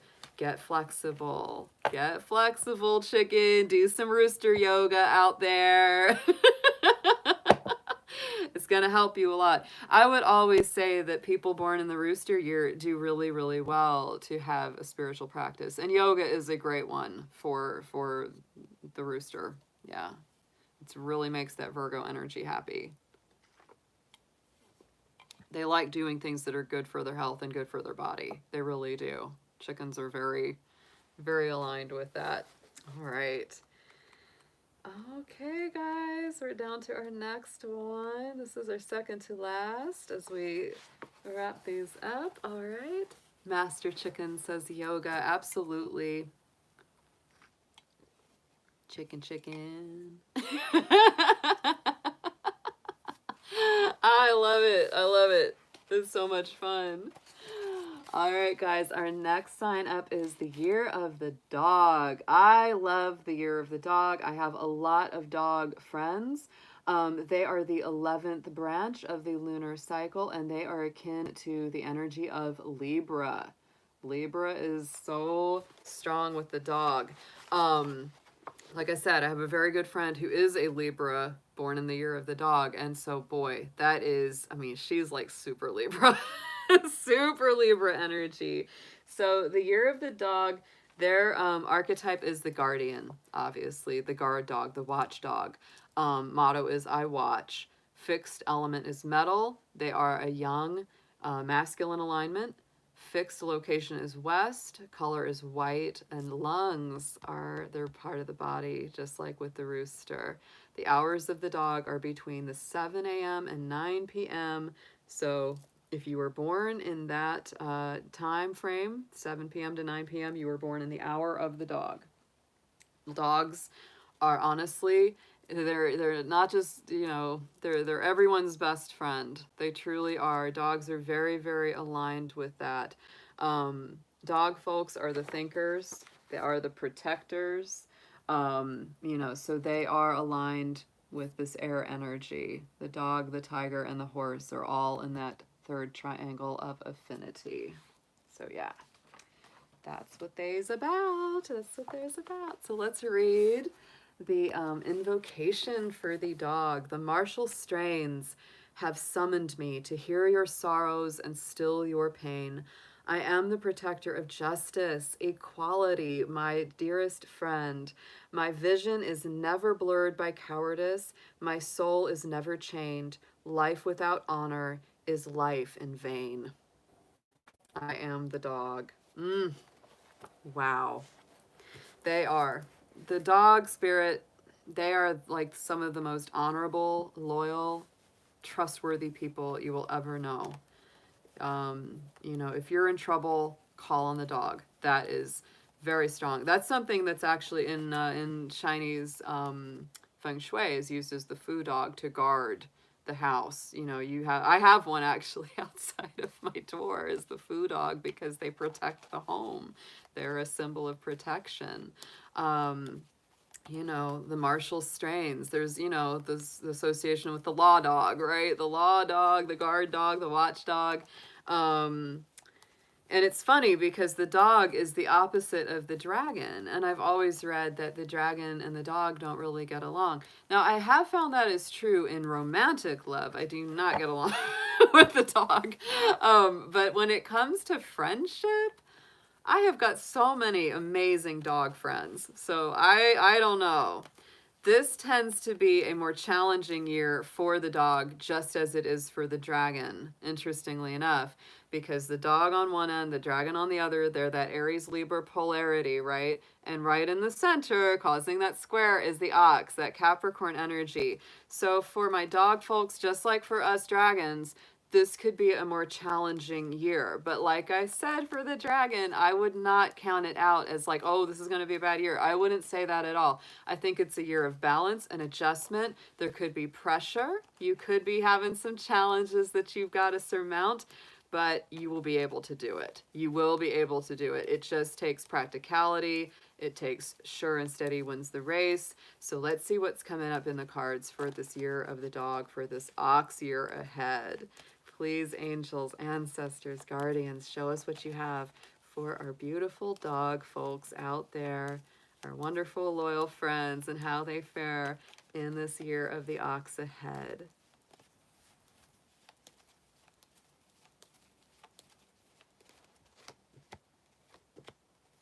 Interesting. Whoa, this almost looks like the same thing that did the somebody had some of these same cards. Interesting. Okay, so health is coming up.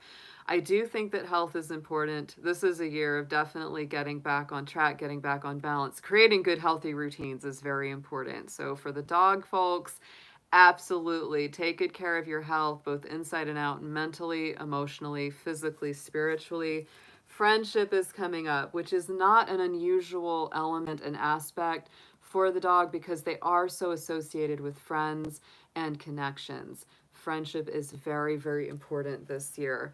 And having courage, look at this of this year. And I also think that some will take your personal courage for sure.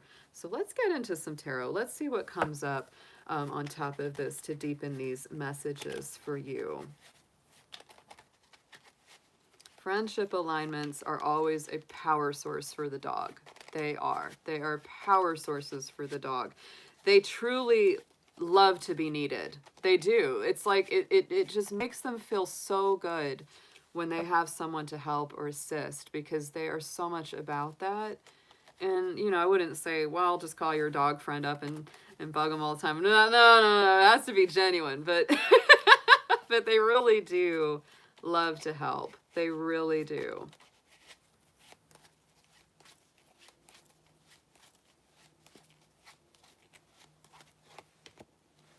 Nice. Wow. This is a powerful energy this year. All right. So we have, on top of this, the King of Coins. You know, they say when you have your health, you have everything. That's true this year, Libra. You know, to me, that's the ultimate coin of worth. So the dog should definitely, you know, if you're going to invest in something this year, invest in your health. I like that energy very much. King of Coins is very strong. Taurus, Capricorn, Virgo energy. And, you know, this year is very earthy, very grounded, very stable. And yes, it may feel a little bit like this tortoise. One step, one step. It may feel a little slow to the dog, right? But it is for your best. Invest in your health, invest in your well-being, your serenity, and your peace of mind. That's what it's about, making good decisions around your health, around your healing and well-being. Friendship is getting nice and fired up. Look at that Ace of Wands and look at that beautiful imagery on this card. Look at that calligraphy brush and the firepower behind it. To me, this is doing creative stuff with your friends, really creating a bold, brand new, beautiful reality with your community, with your friendship connections. This is nice. You may even meet, you know, better friends, better love connections, better potential partners through some kind of creative pursuit or some kind of new passion that you go after. That's what I feel with that combination. And on top of this courage card, we have the Four of Swords, which is all about rest. And we do have what looks kind of like a kind of growly dog there for the year of the dog. So I would say, Libra, this is a year of picking your battles wisely. And I call you Libra because the dog is like Libra energy. So for those of you born in this year of the dog, make sure you're getting enough rest. Make sure you're getting enough time out. Don't burn the candle at both ends. This is definitely a year of slow and steady wins the race.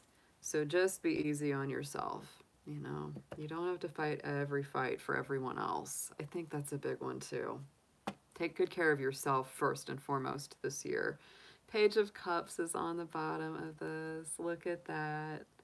Beautiful. I love the bunny. I love the bunny there.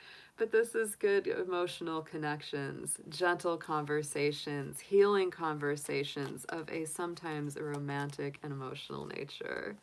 So it's a nice year energy. Just like the dragon, just keep in mind that this can be a year of a little more challenge for you, a little more difficulty, a little more feeling of like, I gotta climb that mountain, I gotta forge through that path.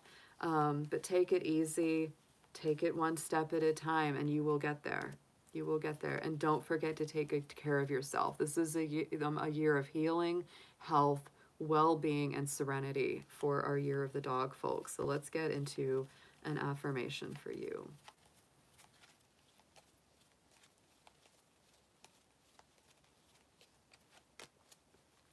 This intuition card has come up for a lot of people this year. Yeah, using your intuition is very important. Trust your intuition. It's a great time to learn a new skill, change careers, or invest money. And use your intuition about that. It's interesting that it comes up around some of those more material manifestations because the year of the ox is about material world. It is. It's an earthy Capricorn, focused on career, focused on money, focused on creating solid foundation for ourselves. Very nice. Very nice. Dogs and dragons, unite. Get together. We're going to make it through this year. We're going to be fine. We're going to do it. All right. So we have one more to go. One more sign, y'all. Let's see if my chat is coming up. There we go. There we go. All right. So we are down to our last sign of the night. So we are reading for the boar, the year of the pig. That is the 12th branch, the 12th and final sign in our Chinese zodiac. The boar or pig is aligned with the sign, Western sign of Scorpio. So pigs are very deep, they're very emotional, they have a deep psyche. And I would say that the year of the pig, they are like, they're just really genuine souls. They're really wonderful people. I love folks that are born in the year of the pig. The year of the ox is very positive. It's very supportive for the boar because Scorpio Capricorn, like the ox is Capricorn, the pig is Scorpio. They are in a very nice alignment with that water and earth energy coming together in a positive alignment. So let's go ahead. We're going to read the invocation about the pig. Of all God's children, I have the purest heart. With innocence and faith, I walk in love's protective light. By giving of myself freely, I am richer and twice blessed. Bonded to all mankind by common fellowship, my goodwill is universal and knows no bounds. I am the boar. I love it. So the pig, our little piggy, is very good luck. It's a very good luck sign. It is the archetype of the unifier. The unifier. And its motto is I join. So the pig definitely joins people together. Their fixed element is water. They are a yin, feminine alignment. Their fixed location is north. Their color is blue. Their part of the bodies is the kidneys. So yes, drinking lots of water, very important for our pigs out there. Their hours, their power hours of the year of the pig are the hours between 9 and 11 p.m. So if you are born between 9 and 11 p.m., you were born in the year of the pig. They have their polarity or greatest point of conflict with the snake. Best matches are the rabbit and the sheep.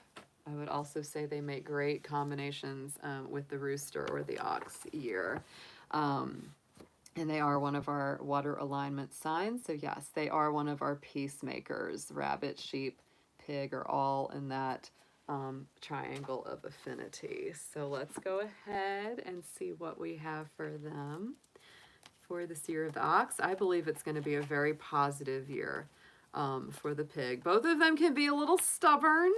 So the stubbornness might come up a little bit, you know, it wouldn't surprise me. The ox and the pig can be a little bit, you know, there's that thing. Stubborn as an ox, pig-headed is another, you know, association we make for people that are stubborn.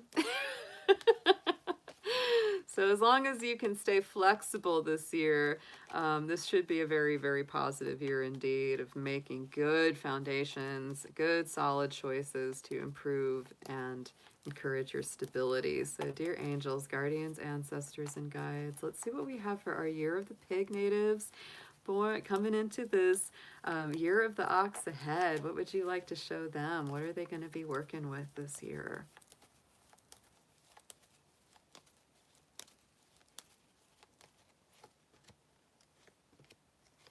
Ooh, trust, travel, and courage. Look at this. So trust in the divine, trust in your own processes, trust in what feels right to you this year. This could be a year of travel for the pig. You know, I would say that 2 years ago, of course, was the year of the pig. So you would have been in your own energy. And that can many times be a more challenging cycle. So I really feel that this is like the next best step. You're stepping into a more positive alignment this year, and you may feel more boundless, more open, more, you know, adventurous. A lot of pigs are very adventurous. They really do. They have a zest for life. The courage card is coming up in here too. So to me, this is about being courageous, using your strength, being bold, being determined. Don't let things get you down if there's challenges that come up this year. Like I said, it can sometimes feel like a little bit of a stubborn energy. Yeah, it can feel like a little bit of a stubborn energy. Because pigs and oxes, you know, they don't like to be rushed. They don't like to be rushed. So I would say do things in your own timing, in your own process, but also trust. Also trust. If something comes up that you need to look at, something comes up that you need to do, don't second guess it too much. So let's get into some tarot for you, for my pig year folks. Let's see what we have.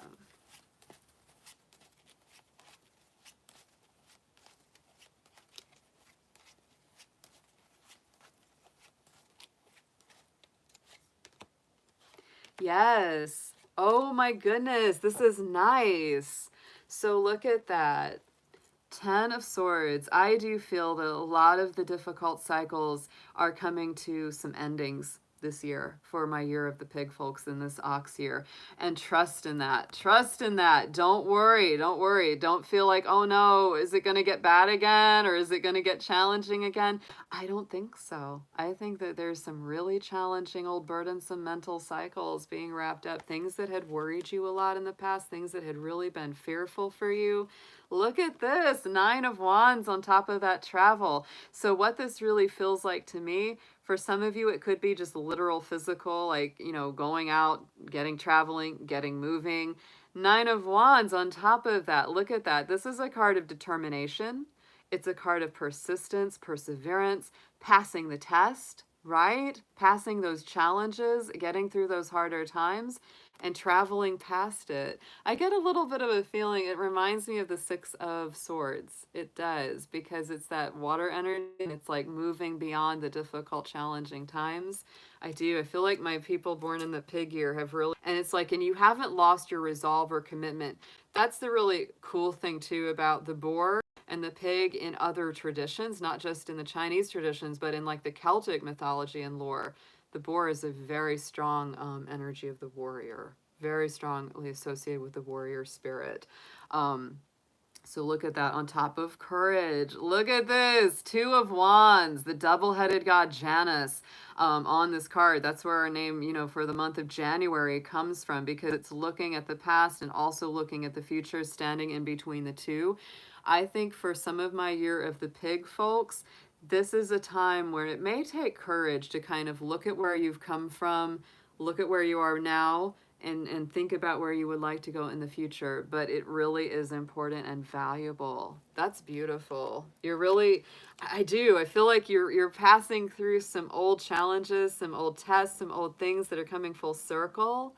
Stuff that you've been moving through over the last couple years especially. And now you're getting into a place where you're like, yes, I'm looking ahead. Now I can learn from the past.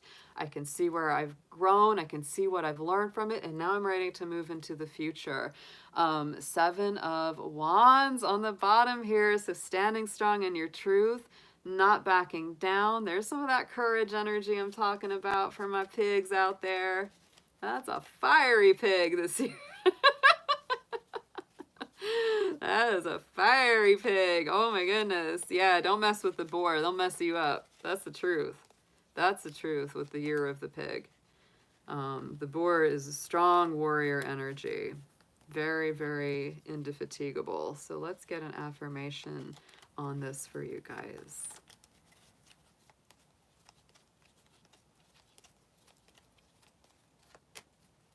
And we have a little romance sneaking on in there. Yes, we do. So love is set to sizzle. The chance for romance is high for those seeking a passionate connection. So this could be a passionate connection here as well. This could have some of that in it. And it's because you haven't given up. It's because you've been strong. You've been resilient. You've been trusting in your process. You've let things unfold the way they should. Very, very nice. I love this. All right, guys, this was a fabulous evening. I had a blast. I hope you did too. I really do look forward to working with more of our Chinese zodiac as we go into the future on the channel. If you enjoyed these readings, definitely give it a thumbs up. Leave a comment. Let me know. And I'm looking forward to it. I really am. Even though I'm a dragon, even though this might be a more challenging year, I'm good. I am down for it. So remember to wear your red or decorate with red this next 2 weeks. It may be Silver Star. One of the rites of passage had to do with the boar. Yeah. It's okay, Silver Star. Let's see, what other things? Oh yeah, cleaning your house. Cleaning your house. You know, decluttering. That's what I'm going to be working on this next 2 weeks as we go through the Chinese New Year celebrations. Funny enough, I read that the day of Valentine's Day, which is the 14th, is actually considered one of the least lucky days for communication. Yes.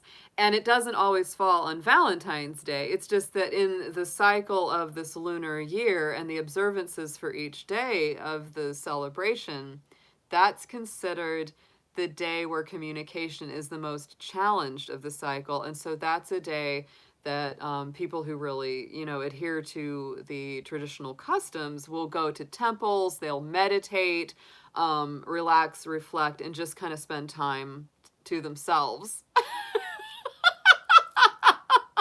So, so for Valentine's Day, you may want to have a little just day to yourself on Sunday, because that is considered the day that is the most challenged for communication.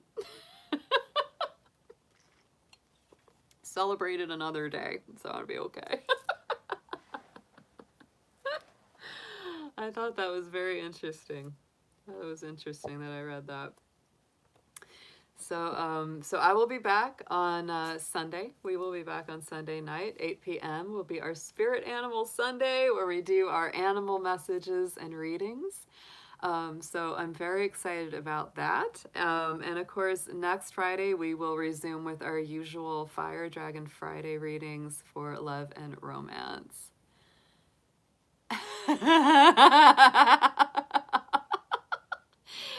Valentine's Day this year falls on the day of poor communication in the Chinese astrology, and it is also in a Mercury retrograde. So I just don't think it's going to be a good dating night. So I'll be seeing you on Sunday night. Let's talk to the animals. Let's talk to the animals on Sunday night, because they're going to give us good messages. That's our fellow humans. Not so much. Not so much.